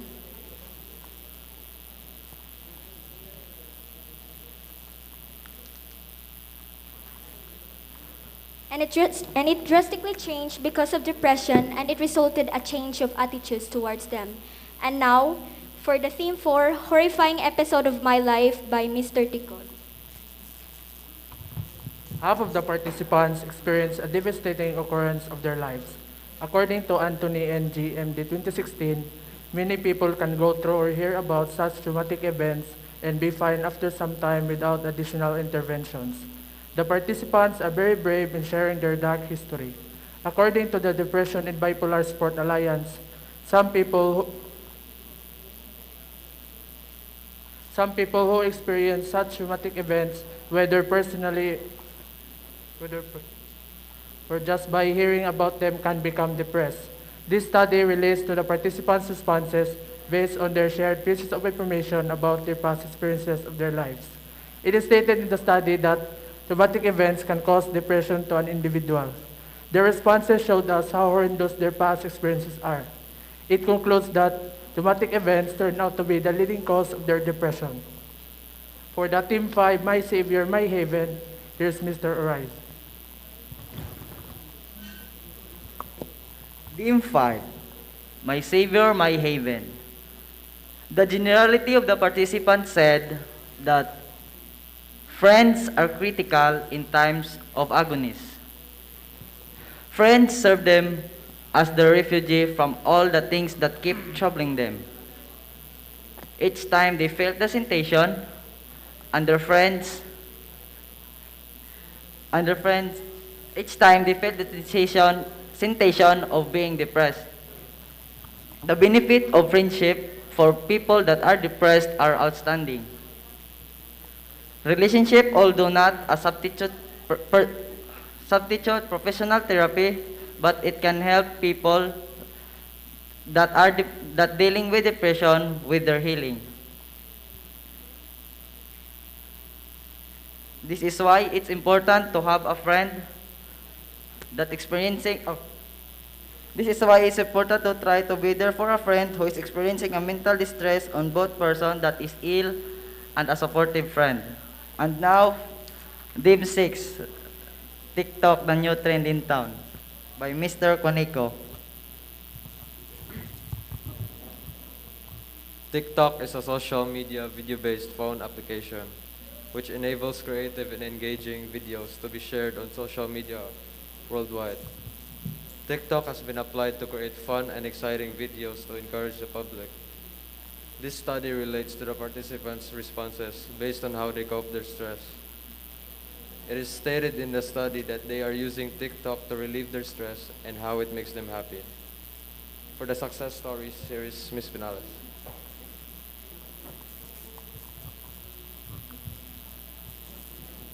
Disclaimer. The about to be mentioned stories related to the real-life experiences of the participants of the study. All the names, characters, events, and places appearing in these stories are a work of fiction. Annalisa Padilla. Among the 6 participants, Annalisa Padilla experienced and witnessed horrifying events in her life.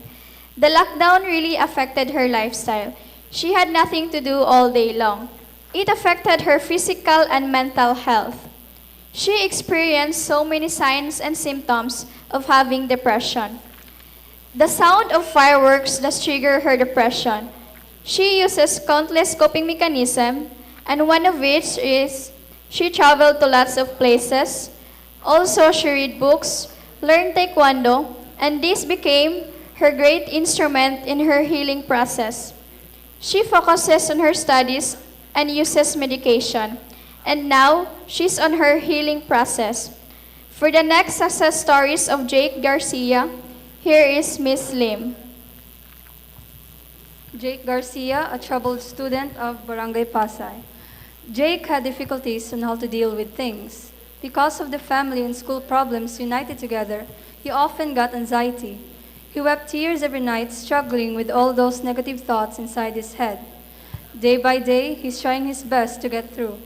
When his depression strikes, he watches some TikTok videos, he wrote some motivational quotes, he tries to meditate and find some fresh air to lessen all those negative things. He soon learned to continue to see the bright side of life, and with the help of his friends, his mindset became stronger.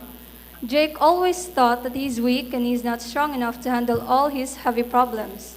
But he didn't notice that he made it this far while carrying those burdens, and that was one of the greatest achievements that he could not realize. And now for the success story of Eli Malaya, here's Miss Distajo. Ellie Malaya was the kind of person who used to laugh at school and talks a lot with her friend. Then suddenly, she found herself having a hard time to sleep, and she cried every dawn. She thought about negative things and attempted to hurt herself. Her depression did change her life, like she's not the same person like before, and her friends started to notice this also. Then a traumatic event triggered her depression,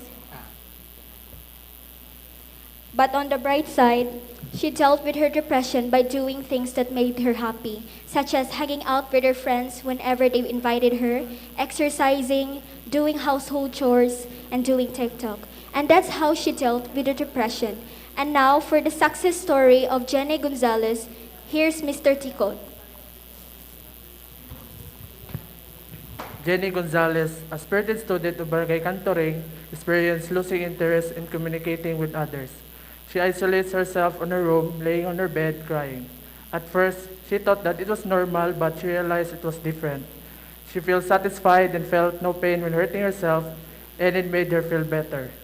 She has no one to talk about her problems, and she felt alone.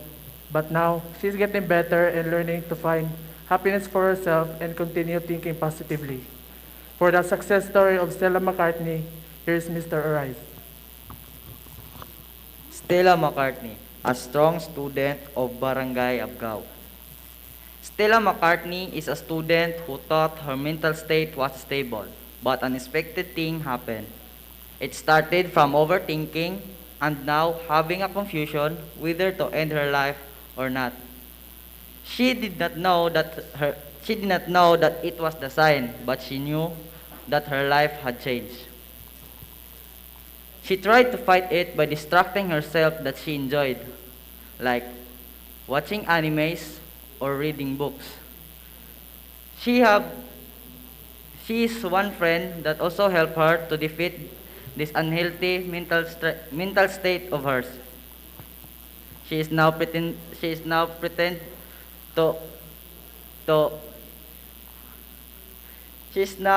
appreciating the present and not worrying so much what the future might be. And now she is in a good health and having fun with her family and friends. And now, a success story of Edward Reyes by Mr. Juanico. The success story of Edward Reyes, a valiant student of Barangay Ibarra. Edward Reyes is a fellow student who started experiencing depression when he was still in high school. When the quarantine came into being, he was isolated from his friends who helped him overcome his depression. This made him unable to do particular tasks, overthink, and even have suicidal thoughts. It made him realize that it takes time and acceptance to get through depression. He tried to cope with this by changing his lifestyle in a better way. For findings and conclusion, here is Ms. Lim. In approaching the finale of the study, the researchers think about how depression gives a big impact on a person. This study taught the researchers to understand the actual encounter of the students who are experiencing or had experienced depression during this time of pandemic, and it leads the researchers to gather up some findings and conclusions. The researchers learned how dangerous depression is and that it manipulates the minds of every individual. Because of the negative thoughts that ruled over their minds, negative doings were soon supported by it. This study revealed that depression can not just affect mentally, but also physically. This study also discovered that this mental illness made them miserable, and they had certain breakdowns. Another findings in the study revealed that the pandemic caused the participants to behave differently from the people around them. They shut people down and kept their distance. They don't want to interact or hang out even with their family members. Apart from the recent findings, some of the participants revealed that their traumatic events in life were usually the cause of their depression. It triggers them whenever they see or hear something that corresponds to those traumatic happenings. Despite of having struggles, they did their best on how to cope up with it, and the app called TikTok did a big help for the participants. Having good circle of friends also helped the participants to escape whatever they're dealing with. They remained to be tough, and because of these powerful coping mechanisms, They didn't notice that they were in the field of depression. And now for the recommendations, here's Ms. Pinales. We researchers come up with recommendations based on the outcome of the study. The following conditions are recommended. First, practice cognitive behavioral interventions. This way, students managing with sadness will comprehend and realize how to manage their downturns, control their feelings, and dispose of their negative contemplations. Second, find the appropriate psychological help. It could be hard managing gloom, so looking for help to those psychological wellness expert is required. Third, require a monthly counseling regarding the mental state of the students. This way, school personnel will be able to monitor and provide action to the situation. And lastly, is to enjoy the understudies in various activities to reinforce their psychological well-being state. For the theory generation, here is Mr. Tikod and Ms. Alagao. After we analyze the data using the IPA, we procure 3 propositions in a theory. The first proposition is, emotion must not be overlooked to overcome depression. Ignoring our emotions could lead to physical stress on our body and could create psychological distress and symptoms. The second proposition is, recovering from depression needs proper treatment. Seeking help from the health professionals is the best treatment to undergo in overcoming the depression of the students. The third proposition is, family and friend support is important in dealing with depression. Having a supportive family and friends help the depressed student to cope with adverse situations by improving their self-esteem and offering stress relief. Next slide, please. We named our theory Alagao Student Support System Theory. We obtained this theory from the propositions we have. In this theory, it revolves around the 3 important elements that the depressed students need in order for them to overcome their depression. Acquiring these elements will overcome their depression, thus achieving healthy and stable mental health. Our theory is supported by the Depression Center 2021, which states that it's important not to deal with depression entirely on your own. You need a support system of caring people like your family members, friends, co-workers, and neighbors who make it easy for you to be yourself. This support system, together with the 3 important elements, are the keys to beat depression. Next slide, please. The output of our study. We have 6 participants in our research study, and these participants experienced depression. First, based on the responses of the participants in their experiences with depression during the lockdown, the majority of them are having anxiety, and depression, based on some of their responses, affected their lifestyle. Half of the participants started to experience depression during the lockdown, while the other half mentioned that they had already experienced depression before the COVID-19 pandemic. The signs and symptoms most of the participants felt were crying and having suicidal thoughts. Based on their responses, depression changes the participants' life in a way of losing interest in the things they once enjoyed. Half of the participants said that the factors that triggered their depression are because of the traumatic events that happened in their lives, while the rest have distinct reasons like overthinking, people that annoyed them, and school works. Almost all of the participants' responses relating to the coping mechanisms they used are associating and talking with friends, and half of the participants mentioned that they use TikTok to help them in coping with their depression. Last, they have different responses on the things they do when their depression strikes. Some of them go to their friends, some of them hurt themselves, and some of them distance themselves from the people. In the last part of the interview, a participant said that depression is not just being weak or lazy, but it's a sickness.